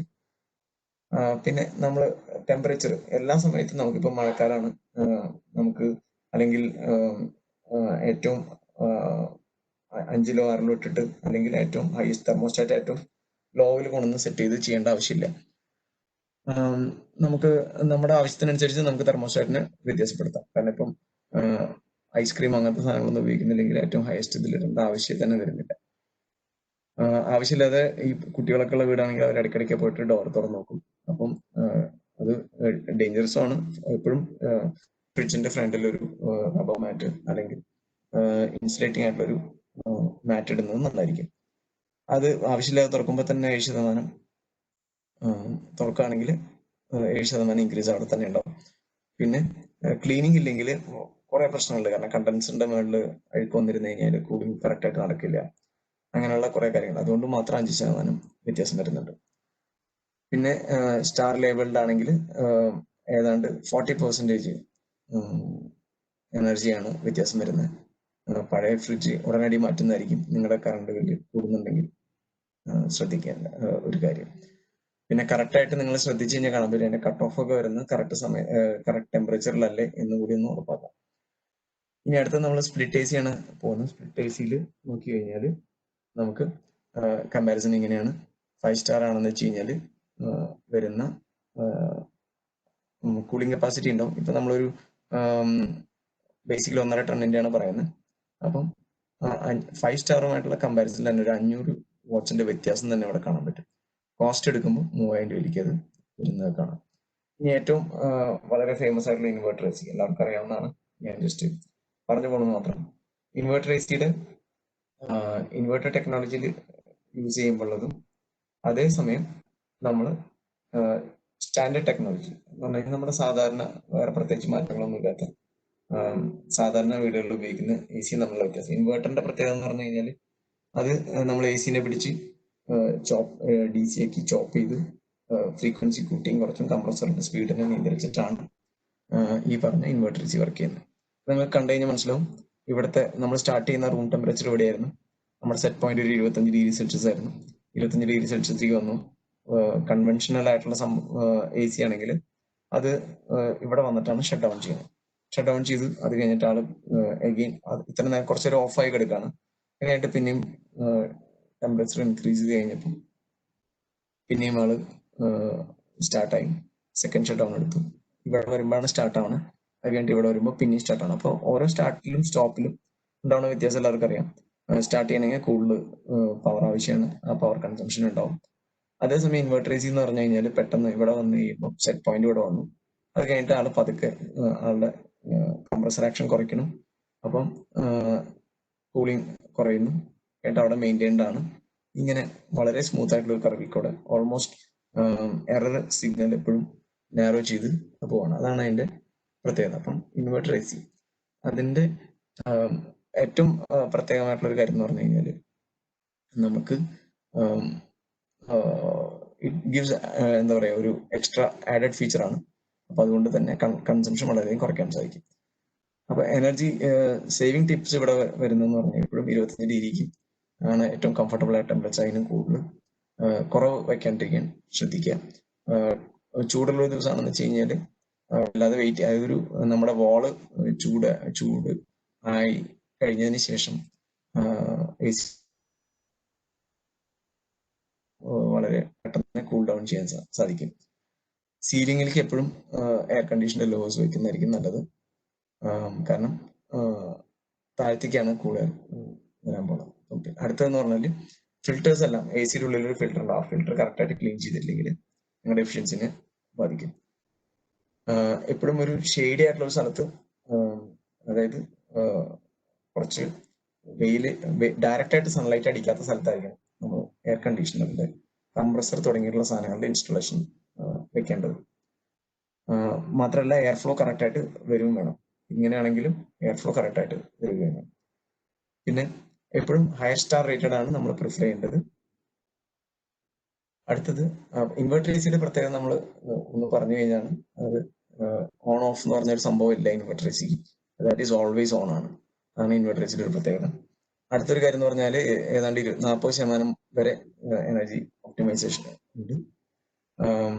അടുത്ത ഒരു പ്രത്യേകത എന്ന് പറഞ്ഞു കഴിഞ്ഞാൽ ഈ പറഞ്ഞ ഇൻവെർട്ടർ AC നമുക്ക് ലോവർ ബാക്കപ്പ്, അതായത് ഈവൻ ബാക്കപ്പ് പവർ കുറവാണെങ്കിൽ പോലും ഉപയോഗിക്കാനൊരു ചാൻസ് ഉണ്ട്. അതുകൊണ്ട് ഇൻവെർട്ടർ AC വാങ്ങുകയാണെങ്കിൽ ഇൻവെർട്ടർ ACയിലേക്ക് തന്നെ പ്രിഫർ ചെയ്യാം.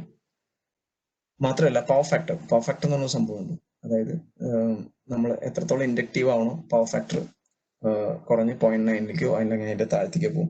പക്ഷെ ഇൻവെർട്ടർ ACയിൽ ഇലക്ട്രോണിക് എക്യുപ്മെന്റ്സ് വെച്ചിട്ടാണ് പല ഫയറിങ്ങും നടത്തുന്നത്. അപ്പൊ അതുകൊണ്ട് തന്നെ പവർ ഫാക്ടർ നമുക്ക് വളരെ ഈസി ആയിട്ട് കൺട്രോൾ ചെയ്യാം. അത് UPF അല്ലെങ്കിൽ യൂണിറ്റി പവർ ഫാക്ടറിലാണ് വർക്ക് ചെയ്യുന്നത്. അപ്പൊ അതുകൊണ്ട് kWh kVA വരും. നിങ്ങളുടെ ലാഗിങ്, അതായത് എസ്പെഷ്യലി ഷോപ്പ് പവർ ഫാക്ടറിന് കോമ്പൻസേഷന് ഒരു കറക്റ്റ് അല്ലെങ്കിൽ പീനലൈസ് ചെയ്യപ്പെടും 0.95 പവർ ഫാക്ടറിന് താഴെയാണെങ്കിൽ. അപ്പൊ അത്തരത്തിലുള്ള കാര്യങ്ങളൊക്കെ ഉള്ള സ്ഥലങ്ങൾ, അതായത് ഇപ്പോൾ ഇൻഡസ്ട്രിയൽ ആവശ്യങ്ങൾക്കോ അല്ലെങ്കിൽ കൊമേഴ്സ്യൽ ആവശ്യങ്ങൾക്കൊക്കെ ഉപയോഗിക്കുന്ന ആൾക്കാർക്ക് ഇൻവെർട്ടർ AC എന്തായാലും വെക്കുന്നത് നന്നായിരിക്കും.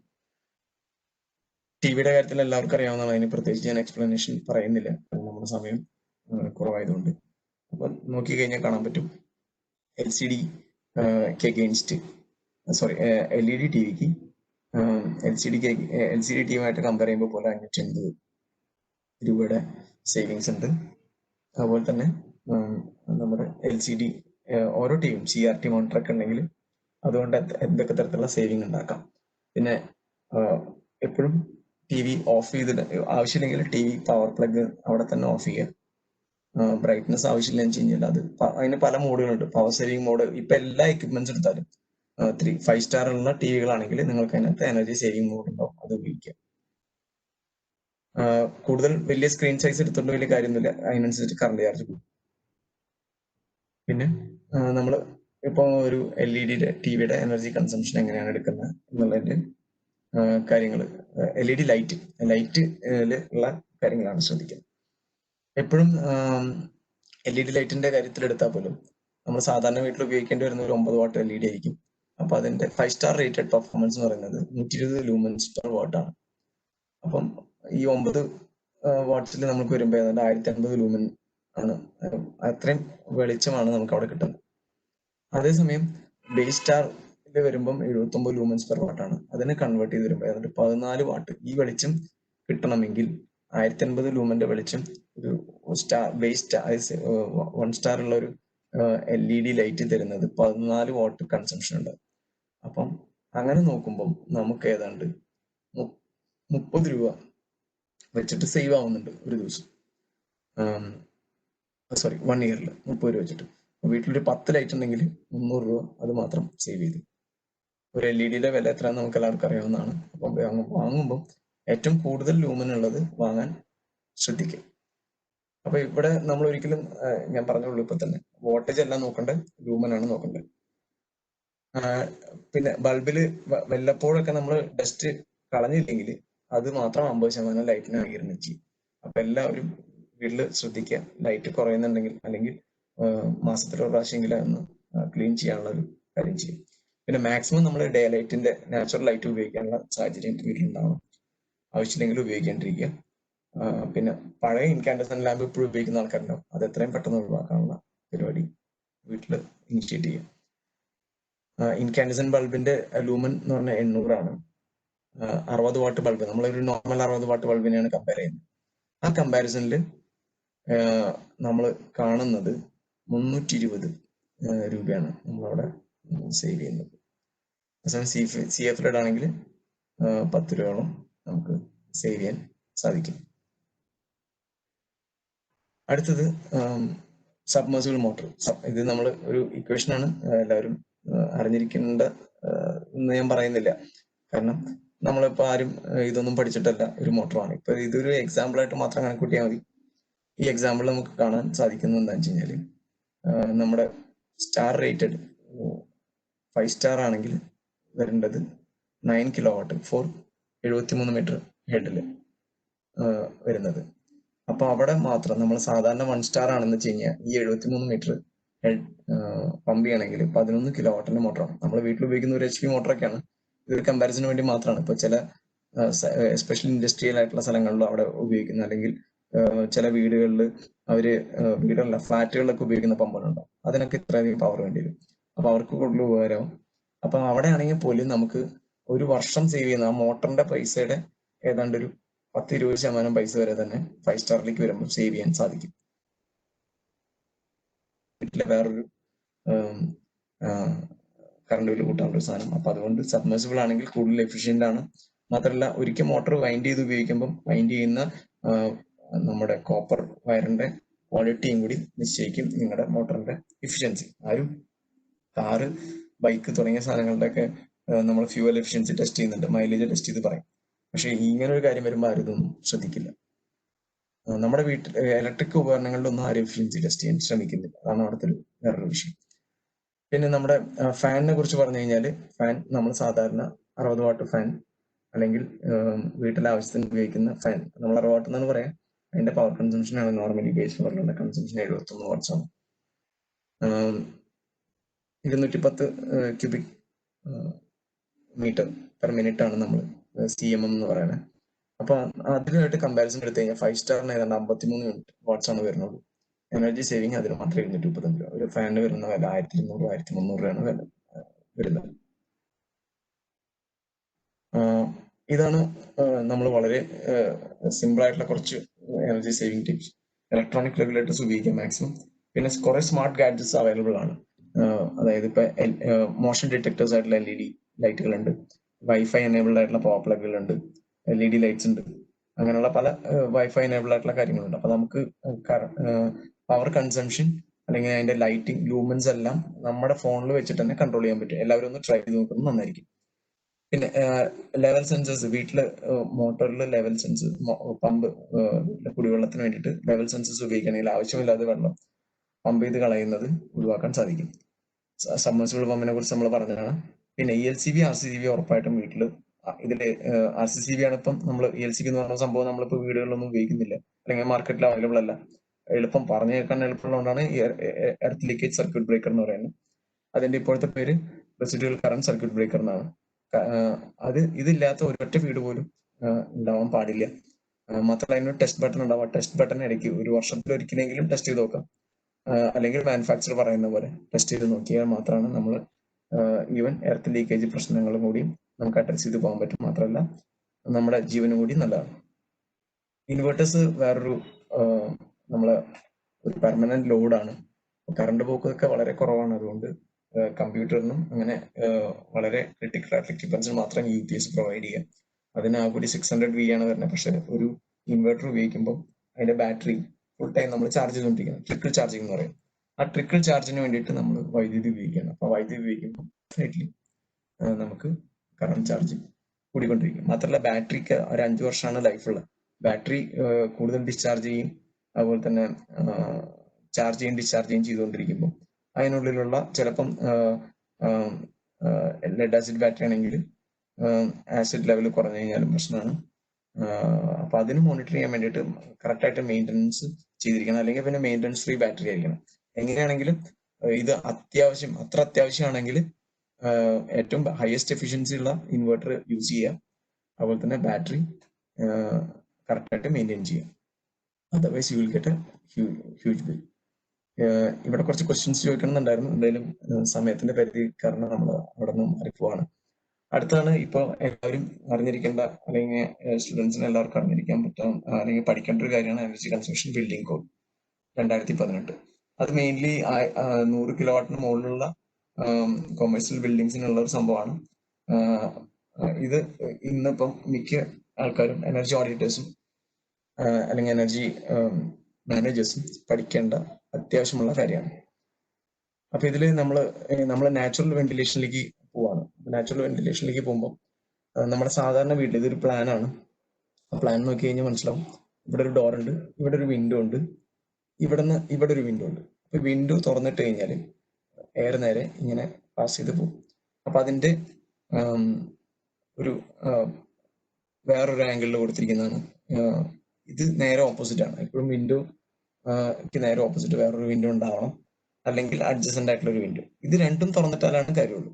ഇവിടുന്ന് എയർ ഫ്ലോ, തണുത്ത എയർ പുറത്തുനിന്ന് ഔട്ട്സൈഡിൽ നിന്ന് വരും ചെയ്യും. റൂമിന്റെ ഉള്ളിൽ നിന്നുള്ള ചൂടുള്ള എയർ ഇവിടുത്തെ ചൂടിനെ അവനെടുത്തിട്ട് പുറത്തേക്ക് വിടുകയും ചെയ്യും. പിന്നെ ക്രോസ് വെന്റിലേഷൻ എന്ന് നമ്മൾ പറയാം. അപ്പൊ ക്രോസ് വെന്റിലേഷനിൽ ശ്രദ്ധിച്ചു കഴിഞ്ഞാൽ ചില വീടുകളിലോ അല്ലെങ്കിൽ ഫ്ലാറ്റുകളിലോ ചിലപ്പോൾ നമുക്ക് ഈ പറഞ്ഞ പോലെ സൗകര്യം കിട്ടണമെന്നില്ല. അപ്പം അതിന്റെ ഒരു പ്ലാൻ, അതായത് നമ്മൾ എങ്ങനെ നേരത്തെ നമ്മൾ കാണിച്ച പ്ലാൻ, റൂമിലെ പ്ലാനാണ് കാണിച്ചത്. ഇത് അതിന്റെ ക്രോസ് സെക്ഷനാണ്. അപ്പം ഇവിടെയാണ് വിൻഡോ ഇരിക്കുന്നത്. ഏറ്റവും മുകളിൽ നിങ്ങൾ ശ്രദ്ധിച്ചു കഴിഞ്ഞാൽ എക്സോസ്റ്റ് വിൻഡോ പോലെ ഒരു വിൻഡോ ഉണ്ടാവും. ഇപ്പോഴത്തെ വീടുകളൊക്കെ നോക്കി കഴിഞ്ഞാൽ വളരെ ചുരുക്കം വീടുകളിൽ ഉണ്ടാവുള്ളൂ ഇങ്ങനത്തെ എക്സോസ്റ്റ് വിൻഡോ എന്നുള്ളൊരു ഓപ്ഷൻ. അപ്പം എയർ പുറത്തുനിന്ന് ഇങ്ങനെ വരുന്നു, ഉള്ളിൽ വരുന്നു, ചൂടുള്ള ഹോട്ട് എയർ മുകളിലേക്ക് ഡെൻസിറ്റി കുറയുന്നു, ഡെൻസിറ്റി കുറഞ്ഞ എയർ നേരെ മുകളിൽ കൂടെ പുറത്തേക്ക് വരുന്നു. അപ്പം ഈ പറഞ്ഞ ക്രോസ് വെന്റിലേഷൻ ഇല്ലാത്തതാണ് വീടുകളിൽ നമ്മൾ വെറുതെ ഫാൻ, ലിവിംഗ് റൂമിലൊക്കെ ഫാൻ ഇട്ടുകൊണ്ടിരിക്കുന്നതിന്റെ ഒരു മെയിൻ റീസൺ ഈ പറഞ്ഞ പ്രശ്നമാണ്. അതുപോലെ തന്നെ ചില വീടുകളിൽ ഫാൻ ഇട്ടാലും കാര്യമില്ല, ചൂടെടുത്തോണ്ടിരിക്കും. കാരണം എല്ലാവരും അടച്ചുപൂട്ടി വെച്ചിരിക്കുകയാണ്. മോസ്കിറ്റോസിനെ പേടിച്ചും അല്ലെങ്കിൽ അങ്ങനത്തെ കാര്യങ്ങളൊക്കെ പേടിച്ചിട്ട് എല്ലാവരും എല്ലാ ഡോറും എല്ലായിടത്തും അടച്ചു വെച്ചിരിക്കുകയാണ്. അപ്പൊ അതുകൊണ്ടുള്ള പ്രശ്നമാണ് ഈ ക്രോസ് വെന്റിലേഷൻ നടക്കില്ല. അപ്പം എല്ലാവരും ശ്രദ്ധിക്കുക, ക്രോസ് വെന്റിലേഷൻ അല്ലെങ്കിൽ വീട്ടില് അല്ലെങ്കിൽ റൂമിലെ ചൂട് കൂടിക്കൊണ്ടിരിക്കും. അടുത്തത് നമ്മളിപ്പം ചില വീടുകളിൽ ചിലപ്പം ഇവിടെ ശ്രദ്ധിച്ചു കഴിഞ്ഞാൽ മനസ്സിലാവും, ഇൻസൈഡിൽ വേറെ, കാരണം ഫ്ലാറ്റ് ആയിരിക്കാം, അപ്പം ഉള്ളിൽ വേറെ സംഭവങ്ങൾ, ഓപ്പണിങ്സ് കൊടുക്കാൻ ഇങ്ങോട്ട് എയർ ക്രോസ് വെന്റിലേറ്റ് ചെയ്ത് പോകാൻ സാധിക്കില്ല. അപ്പം ആണ് നമ്മൾ ഇവിടെ കാണിച്ചിരിക്കുന്ന പോലെ താഴെ ഒരു വിൻഡോ ഉണ്ടോ, മുകളിലാണ് കൊടുത്തിട്ടുണ്ടാവും. താഴെ നിന്ന് കയറി ഇത്രയും ഭാഗം കയറി ആള് ചൂട് വന്നിട്ടുള്ള എയർ പുറത്തേക്ക് വരും. അപ്പം ഇതും കൂടി എല്ലാവരും ശ്രദ്ധിച്ചിരിക്കുക. Cross ventilation is very critical. അടുത്ത കൂൾ റൂഫ് എന്ന് പറഞ്ഞൊരു ടെക്നോളജിയാണ്. കൂൾ റൂഫ് എന്ന് പറഞ്ഞു കഴിഞ്ഞാല് നമ്മുടെ സോളാർ റേഡിയേഷൻ, റൂഫിൽ സോളാർ റേഡിയേഷൻ എന്തായാലും വന്നടിക്കും. അതിനെ കറക്റ്റ് ആയിട്ട് അബ്സോർബ് ചെയ്ത്, റേഡിയേഷനെ അബ്സോർബ് ചെയ്തിട്ട് അറ്റ്മോസ്ഫിയറിലേക്ക് വിടുക. അതുപോലെ തന്നെ ബിൽഡിങ്ങിന്റെ ഉള്ളിലേക്ക് കണ്ടക്ട് ചെയ്യാതെ റിഫ്ലക്ട് ചെയ്യാനുള്ള ഓപ്ഷൻസ് ആണ് കൂൾ റൂഫിൽ ഉണ്ടാവുക. കൂടാതെ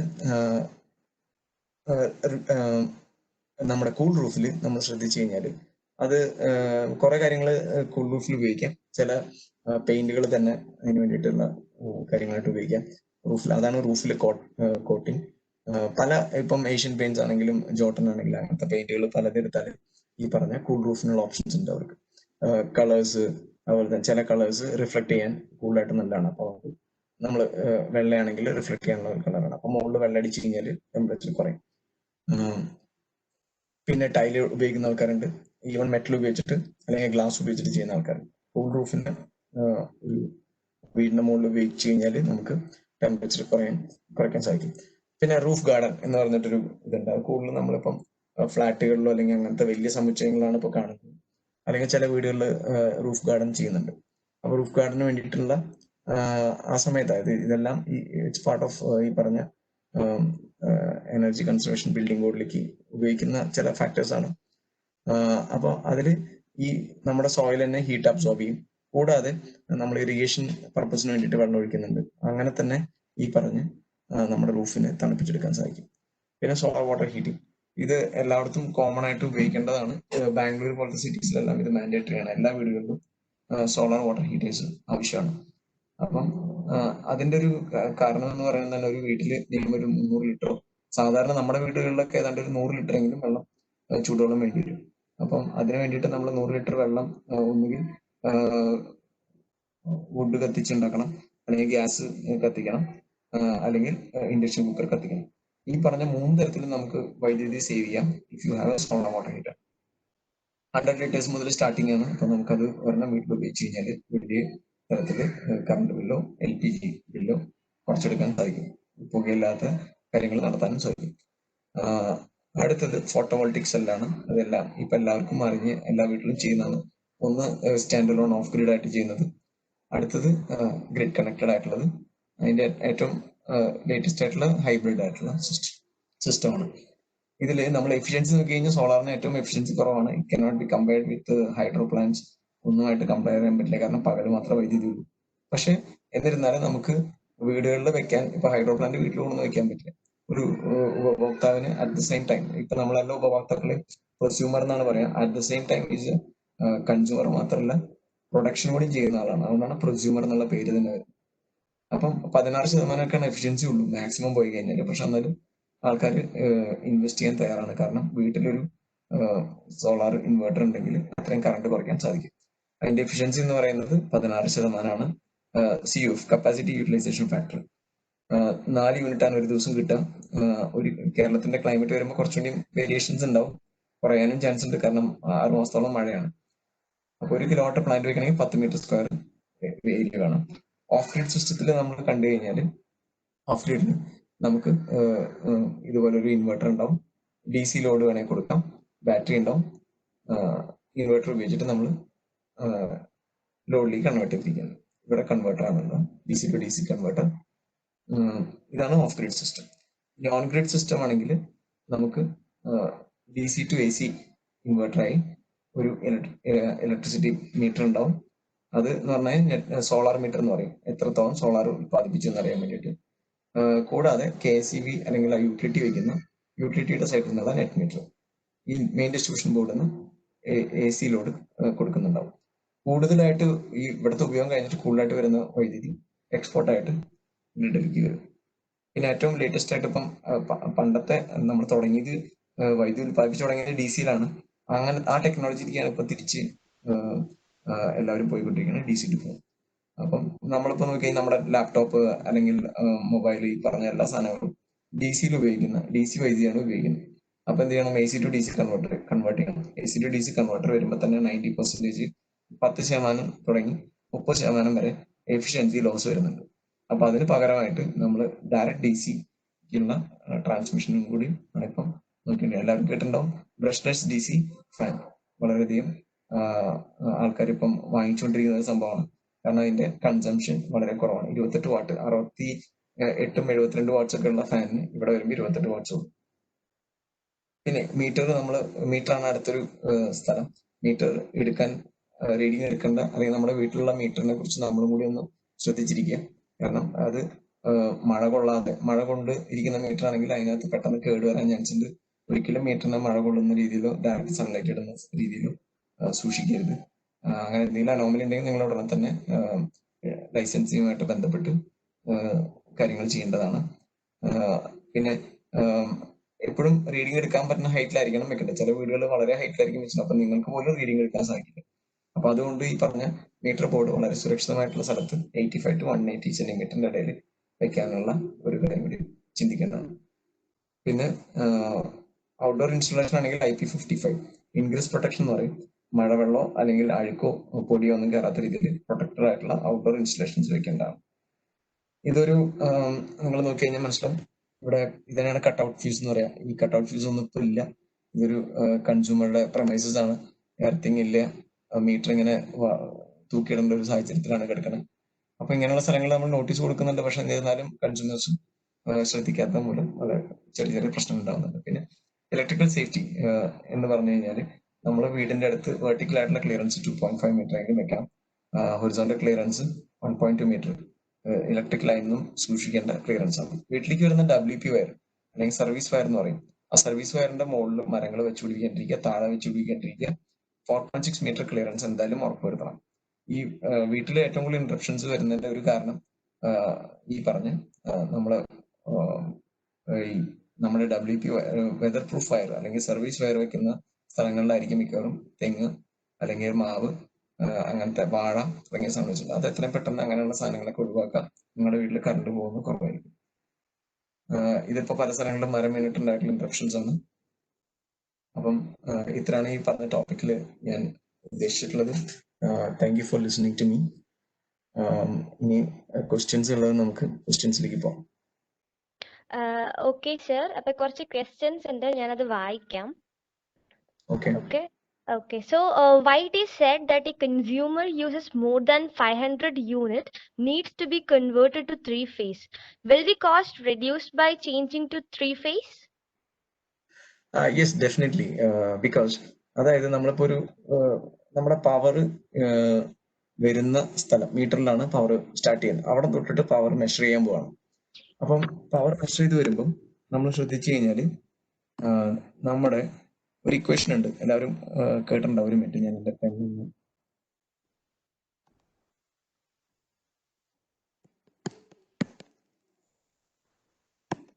കാണാൻ പറ്റുന്നുണ്ടോ? I²R. ഹലോ, കാണാൻ പറ്റുന്നുണ്ട്. I²R ലോസ് എന്ന് പറഞ്ഞിട്ട് നമ്മൾ പഠിച്ചിട്ടുണ്ടോ? അതായത് കോപ്പർ ലോസ്. അപ്പൊ എന്തുണ്ടാവണമെന്ന് വെച്ച് കഴിഞ്ഞാൽ ഇപ്പൊ നമ്മുടെ വീട്ടില് നോർമൽ കേസിൽ നമ്മൾ ഒരു മീറ്ററിംഗ് പോയിന്റിൽ നിന്ന് ചിലപ്പോൾ നമ്മുടെ മോട്ടർ ഇരിക്കുന്നുണ്ടാവുക. മോട്ടർ ഇപ്പൊ കിണർ അല്ലെങ്കിൽ ഒരു 120 അടി വെല്ല് വീട്ടില് സബ്മേഴ്സ്, അതായത് കുഴൽ കിണറാണ് എങ്കിൽ ആ കുഴൽ കിണറിലേക്ക് ഒരു 50 മീറ്റർ 150 അടി ഉള്ള ഒരു കുഴൽ കിണറാണെങ്കിൽ ഈ 50 മീറ്ററും കൂടി വയർ റൺ ചെയ്യണം. അപ്പൊ അതിന്റെ റെസിസ്റ്റൻസ് എടുക്കാം. ആ റെസിസ്റ്റൻസ് ഇപ്പൊ ലെറ്റ്സ് ഒരു 1 ohm per മീറ്റർ ആണെന്ന് വെച്ച് കഴിഞ്ഞാൽ 50 ohms ആണ്. അപ്പം കറണ്ട് കൂടുന്നതനുസരിച്ച് ഇപ്പോൾ 1² 1 ആയി 50. ഞാനൊരു ലോസ് മാത്രമാണ് കണക്കൂട്ടുന്നത് കേട്ടോ.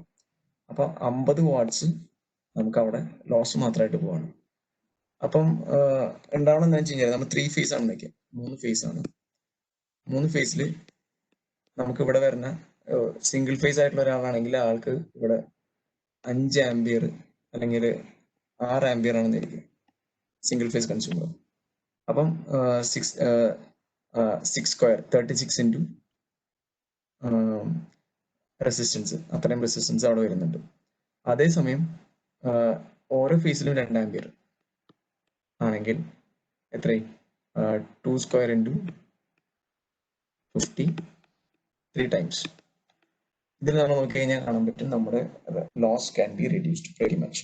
അപ്പം 3 ഫേസിൽ കൺവേർട്ട് ചെയ്യുമ്പോൾ ഉണ്ടാവണം എന്ന് പറഞ്ഞു കഴിഞ്ഞാൽ നമ്മുടെ കോപ്പർ ലോസ് അത് നമുക്ക് കൺസിഡറബിളി കുറയ്ക്കാൻ സാധിക്കും. അതുകൊണ്ടാണ് 3 ഫേസിലേക്ക് കൺവേർട്ട് ചെയ്യുന്നത് നന്നായിരിക്കും എന്ന് പറഞ്ഞത്. മാത്രമല്ല കോപ്പറിന്റെ ഗേജ് പോലും ചിലപ്പോൾ മാറ്റം വരുത്തേണ്ടി വരാം. പല ഇപ്പം സിംഗിൾ ഫേസ് മീറ്റർ മോട്ടർ അല്ലെങ്കിൽ പവർ സർക്യൂട്ടിലേക്ക് പോകേണ്ട കോപ്പറിന്റെ സൈസ് 1.5 മീറ്റർ 1.5 സ്ക്വയർ mm കേബിളൊക്കെയാണ് ഉപയോഗിക്കുന്നത് വെച്ച് കഴിഞ്ഞാൽ ലോസ് വിൽ ഇൻക്രീസ്. അതേസമയം നമ്മൾ 4 സ്ക്വയർ mm കേബിൾ ആണെന്ന് വെച്ച് കഴിഞ്ഞാൽ ലോസ് അതിനനുസരിച്ച് കുറയും. ക്രോസ് സെക്ഷൻ ഏരിയ കൂടുന്നതിനനുസരിച്ചിട്ട് ലോസ് കുറയും. ഇതാണ് എനിക്ക് അതിനകത്ത് പറയാനുള്ളത്. I hope answer. Okay, so next question is the portable welding machine 200 ampere വീട്ടിൽ ഉപയോഗിക്കാൻ സെപ്പറേറ്റ് പെർമിഷൻ എടുക്കണോ? വേണം. കാരണം എന്താ വെച്ച് കഴിഞ്ഞാല് വീടുകളിൽ നമുക്ക് 10% 10% ഓർ 20% അല്ലെങ്കിൽ 1000 വാട്ട്സ് വരെ നമുക്ക് ഉപയോഗിക്കാം എന്നാണ് പറയുന്നത്. അപ്പോൾ ഒരു വെൽഡിംഗ് മെഷീൻ എന്ന് പറയുമ്പോൾ 1 കിലോവാട്ടിന് കൂടുതലുണ്ടാവും. ഇത് എന്തിനാണ് പെർമിഷൻ എടുക്കണമെന്ന് വെച്ച് കഴിഞ്ഞാൽ ഇതൊരു എക്സ്റ്റേണൽ ആയിട്ടൊരു സംഭവം. നമ്മൾ ഇപ്പോൾ കൂടുതൽ അപകടങ്ങൾ നടന്നുകൊണ്ടിരിക്കുന്നത് വെൽഡിംഗ് മെഷീൻസിനെ ബേസ് ചെയ്തിട്ടാണ്. കാരണം അതിൽ ലീക്കേജ് ഉണ്ടാവാനുള്ള ചാൻസസ് ഭയങ്കര അധികമാണ്. അപ്പോൾ ഒരിക്കലും ഒരു RCCB ഇല്ലാത്ത പോയിന്റ് നിന്നാണ് നമ്മൾ ഡയറക്റ്റ് മീറ്ററിംഗ് പോയിന്റ് തൊടാനേ പാടില്ല. ഇനി നമ്മുടെ മെയിൻ സ്വിച്ചിന്റെ അവിടെ നിന്നാണ് സാധാരണ കേസിൽ എല്ലാവരും എടുക്കുക. അവിടെയാണ് അപകടങ്ങൾ കൂടുതൽ ഉണ്ടാവുന്നത്. ഞങ്ങൾ കണ്ടുകൊണ്ടിരിക്കുന്ന അപകടങ്ങൾ കൂടുതൽ വരുന്നതെന്ന് പറഞ്ഞു കഴിഞ്ഞാൽ വെൽഡിംഗ് മെഷീൻ ഉപയോഗിച്ചിട്ടാണ്. അപ്പൊ നമ്മൾ എന്തിനാണ് ഇപ്പൊ പെർമിഷൻ എടുക്കണം എന്ന് വെച്ച് കഴിഞ്ഞാൽ ഏതെങ്കിലും ഒരു ലൈൻ എക്സ്റ്റൻഷന് വേണ്ടിയിട്ട് നമ്മൾ ചെയ്യുമ്പം ലൈസൻസിയുടെ ഭാഗത്തു നിന്നും പെർമിഷൻ എടുക്കേണ്ട അത്യാവശ്യമാണ്. മാത്രമല്ല ഈ പറഞ്ഞ വാട്ടേജ് കൂടുമ്പോൾ ഈ പറഞ്ഞ അവിടെ ഫീസിബിൾ ആണോ അല്ലെങ്കിൽ എവിടെ നമ്മൾ ഉപയോഗിക്കും RCCB ഇല്ലെങ്കിൽ പെർമിഷൻ കൊടുക്കാൻ തന്നെ ബുദ്ധിമുട്ടാണ്. Okay, sir. Then next question, whether the use of inverter increases the power consumption considerably. May I know the average unit consumed by an inverter per day? Okay, അതായത് ഇൻവെർട്ടറിന് ഞാൻ പറഞ്ഞു, ഇൻവെർട്ടറിൽ എന്ത് ചെയ്യണം, AC പിടിച്ച് നമ്മൾ ആദ്യം എന്ത് ചെയ്യണം, AC പിടിച്ച് DC ഇട്ട് ബാറ്ററിനെ ചാർജ് ചെയ്യണം. അതിനെ ട്രിക്കിൾ ചാർജ് എന്ന് പറയും. ഈ ട്രിക്കിൾ ചാർജ് നോർമൽ കറണ്ടിനേക്കാളും ഒരു 2% 3% ഒക്കെ ഉണ്ടാവുള്ളൂ. പക്ഷെ ഒരു ഇൻവെർട്ടർ ഫുള്ളി ഡിസ്ചാർജ് ചെയ്തിട്ട് അല്ലെങ്കിൽ കുറച്ച് ഡിസ്ചാർജ് ചെയ്തിട്ട് തിരിച്ച് അവനെ ചാർജ് ചെയ്യണം. അപ്പൊ ചാർജ് ചെയ്യാൻ വേണ്ടിയിട്ട് നമ്മൾ കറണ്ട് ഉപയോഗിച്ചിട്ടാണ് ചാർജ് ചെയ്യുന്നത്. അപ്പൊ AC പിടിച്ച് DCക്ക് ബാറ്ററി ചാർജ് ചെയ്തു തിരിച്ച് DC AC ആയിട്ട് നമുക്ക് സപ്ലൈ തരാണ്. അപ്പം ഇതിനകത്ത് കൺസംഷൻ എന്ന് പറയുന്നത് നമ്മളിപ്പോ ഒരു 0.05 വാട്ടാണെന്ന് വിചാരിക്കുക, അല്ലെങ്കിൽ വേണ്ട കണക്കൂട്ടാൻ എളുപ്പത്തിന് 0.1 വാട്ടാണെന്ന് വിചാരിക്കുക. ഇൻറ്റു 24 എന്ന് വന്നു കഴിഞ്ഞാൽ 2.4 വാട്ടായി ഒരു ദിവസം ഉണ്ട്. അത് 100 ദിവസം വന്നു കഴിഞ്ഞാൽ നമുക്ക് ഏതാണ്ട് 240 വാട്ടായി. ഇപ്പൊ ഞാൻ പറഞ്ഞത് 0.1 വാട്ടേജ് ആണ് കേട്ടോ. നോർമലി ഇതിനേക്കാൾ എത്ര കൂടുതലാണ് നമുക്ക് ഇപ്പൊ എനിക്ക് എക്സാക്ട് ഫിഗേഴ്സ് പറയാൻ സാധിക്കില്ല. പക്ഷെ ഒരു 2 ആംപിയർ 3 ആംപിയർ ഒക്കെ എടുക്കുന്ന ഒരു ഇൻവെർട്ടർ വിൽ ഡെഫിനറ്റ്ലി കൺസ്യൂം ഒരു യൂണിറ്റിന്റെ അടുത്തൊക്കെ എന്തായാലും ഒരു ദിവസം കൺസ്യൂം ചെയ്തിരിക്കും. അതുകൊണ്ട് മാത്രമല്ല ബാറ്ററി മോശമാവും തോറും ഇൻവെർട്ടർ കൂടുതൽ പവർ കൺസ്യൂം ചെയ്യും. Okay, sir. Then next question, single phase user has high electricity bill. Will switching to 3-phase connection have any benefits? Yes, I think I already answered to that question. കാരണം single phase 3 ഫേസിലേക്ക് വരുമ്പോൾ നമ്മുടെ copper ലോസിൽ കാര്യമായിട്ടുള്ള കുറവ് കൊണ്ടുവരാൻ പറ്റും. If you balance your load എപ്പോഴും balance ചെയ്തിട്ട് മാത്രമേ ഉപയോഗിക്കാൻ പാടുള്ളൂ. അതുകൊണ്ട് തന്നെ ആ കാര്യത്തിൽ സിംഗിൾ ഫേസ് യൂസർക്ക് ബില്ലിന്റെ കൺസംഷൻ പാറ്റേണിൽ കുറയ്ക്കാൻ സാധിക്കും. കൂടാതെ ഏറ്റവും ക്രിട്ടിക്കൽ ആയിട്ടുള്ള പോയിന്റ് എന്ന് പറഞ്ഞു കഴിഞ്ഞാൽ നിങ്ങളുടെ അവൈലബിലിറ്റി ആണ്. അപ്പം അവൈലബിലിറ്റി എന്ന് പറഞ്ഞു കഴിഞ്ഞാൽ നമ്മളിപ്പോ ഒരു 3 ഫേസ് കൺസ്യൂമർക്കുള്ളതിനേക്കാളും 66% കൂടുതൽ അവൈലബിലിറ്റി ഒരു 3 ഫേസ് കൺസ്യൂമർക്ക് ഉണ്ടാവും. അതിനുള്ള കാരണം എന്ന് പറഞ്ഞു കഴിഞ്ഞാൽ ഏതെങ്കിലും ഒരു ഫേസിൽ വോൾട്ടേജ് ഉണ്ടെങ്കിൽ നിങ്ങളുടെ മാൻഡേറ്ററി അല്ലെങ്കിൽ അർജന്റ് ആയിട്ടുള്ള എക്യുപ്മെന്റ്സ് എല്ലാം യൂസ് ചെയ്യാൻ സാധിക്കും. So always 3 phase is better than single phase. Okay, then next is regarding the use of RCCB. It is not working properly when inverter is connected. Any suggestions for that? Okay, inverter connect ചെയ്യുമ്പോൾ work ചെയ്യുന്നില്ല എങ്കിൽ അതിന്റെ earthing system, കാരണം earthing സിസ്റ്റത്തിലാണ് ഈ പറഞ്ഞ പ്രശ്നം normally വരാറ്. പിന്നെ ഇൻവെർട്ടർ വർക്ക് ചെയ്യുന്ന ഇപ്പൊ നമ്മുടെ ഓഫീസുകളിലൊക്കെ ഇൻവെർട്ടർ വർക്ക് ചെയ്യുന്ന അല്ലെങ്കിൽ വീടുകളിൽ ഇൻവെർട്ടറിന് ആൾക്കാരുണ്ടാവും. RCCB വെച്ചിട്ട് ഇൻവെർട്ടർ വർക്ക് ചെയ്യുന്നില്ല എന്ന് പറയുന്നത് അതിന്റെ ടെക്നിക്കൽ ആയിട്ടുള്ള പ്രശ്നം തന്നെയാണ്. അപ്പം ഒരു കാര്യം ശ്രദ്ധിക്കേണ്ടത്, ഇൻവെർട്ടറിന്റെ എർത്തിങ് ശ്രദ്ധിക്കുക. എന്തെങ്കിലും ലീക്കേജ് ഇല്ലാതെ, ഇപ്പം ഞാൻ മനസ്സിലാക്കുന്നത് അവിടെ RCCB ട്രിപ്പ് ചെയ്യുന്നുണ്ടാവും ഇൻവെർട്ടർ യൂസ് ചെയ്യുമ്പോൾ. So there is something wrong with inverter and don't worry, there is nothing wrong with RCCB അല്ലാതെ വർക്ക് ചെയ്യുന്നുണ്ടെങ്കിൽ അതിന്റെ അർത്ഥം there is no other issue. അപ്പൊ ഈ ഇൻവെർട്ടറിന്റെ മാത്രമായിട്ടുള്ള വിഷയമാണ്. അതുകൊണ്ട് ഇൻവെർട്ടർ എത്രയും പെട്ടെന്ന് ഐസൊലേറ്റ് ചെയ്ത് ഇൻവെർട്ടറിനെ ടെസ്റ്റ് ചെയ്ത് ഇൻവെർട്ടർ ശരിയാണോ, ചിലപ്പോൾ അതിന്റെ വല്ല ഇൻസുലേഷൻ പ്രശ്നങ്ങൾ ഉണ്ടായിരിക്കാം. അതുകൊണ്ട് എത്രയും പെട്ടെന്ന് ഇൻവെർട്ടർ ടെസ്റ്റ് ചെയ്യുന്നതായിരിക്കും നല്ലത്. കാരണം 30 മില്ലി ആംബിയർ നമ്മൾ ഗാർഹിക ഉപയോഗങ്ങൾക്ക് 30 മില്ലി ആംബിയർ ആണ് നമ്മൾ സെറ്റ് ചെയ്തിട്ടുള്ള വാല്യൂ എർത്ത് ലീക്കേജ്. അതേസമയം ഇൻഡസ്ട്രി ഉപയോഗങ്ങൾക്ക് 100 മില്ലി ആംബിയർ വരെയുള്ള ഇത് ഉപയോഗിക്കാം എന്നുള്ളൊരു റെഗുലേഷൻ ഉണ്ട്. Okay, so one more question. What are these T1, T2, etc. in the digital meter? Okay, T1, T2, T3 ഞാൻ മുമ്പ് സംസാരിച്ചിരുന്നു. T1, T2, T3 എന്ന് പറഞ്ഞു കഴിഞ്ഞാൽ നമ്മൾ ഓരോ ടൈം സോണിൽ ആണ് കൺസംഷനെ ബുക്ക് ചെയ്തിരിക്കുന്നത്.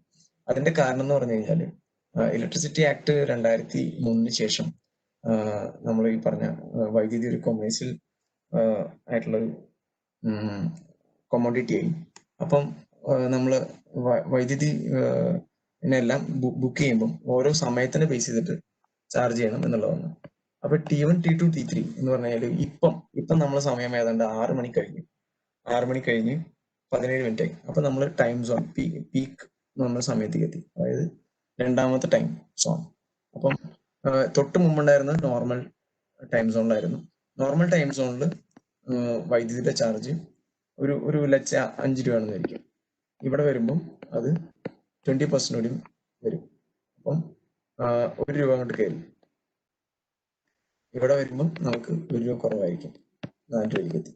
അപ്പൊ ഇത് മെയിൻലി ഉദ്ദേശിക്കുന്നത് ഇൻഡസ്ട്രിയൽ കൺസ്യൂമേഴ്സ് ആണ്. കാരണം എന്താ വെച്ച് കഴിഞ്ഞാൽ അവർക്ക് അവരുടെ ലോഡ് ഷിഫ്റ്റ് ചെയ്യാൻ വേണ്ടിയിട്ടാണ്. ഇത് പീക്ക് ലോഡിൽ 6 മണി മുതൽ 10 മണി വരെയുള്ള സമയത്ത് വൈദ്യുതി ഷോർട്ടേജ് ആണ് എന്നുള്ളൊരു അസംഷനിലാണ്. അല്ലെങ്കിൽ ഇപ്പം വൈദ്യുതി കൂടുതൽ ഉപയോഗം വരുന്ന ആ സമയത്താണ്. അതുകൊണ്ട് ആ സമയത്ത് വൈദ്യുതിക്ക് കൂടുതൽ വില എന്നുള്ളത് കൊണ്ടാണ് ഈ പീക്ക് എന്ന് പറയുന്നത് T. അപ്പൊ അതാണ് T1, T2, T3. Normally domestic കൺസ്യൂമേഴ്സിന് ഇതിനെ കുറിച്ച് പറയേണ്ട ആവശ്യമില്ല. You can to this KWH എന്ന് പറയുന്ന റീഡിംഗ് ഇവിടെ കാണുന്ന ഈ T1 കുറിച്ച് പറയേണ്ട. അത് കഴിഞ്ഞിട്ട് പിന്നെയും നമ്മൾ ഈ ബട്ടൺ അമർത്തി കഴിഞ്ഞാൽ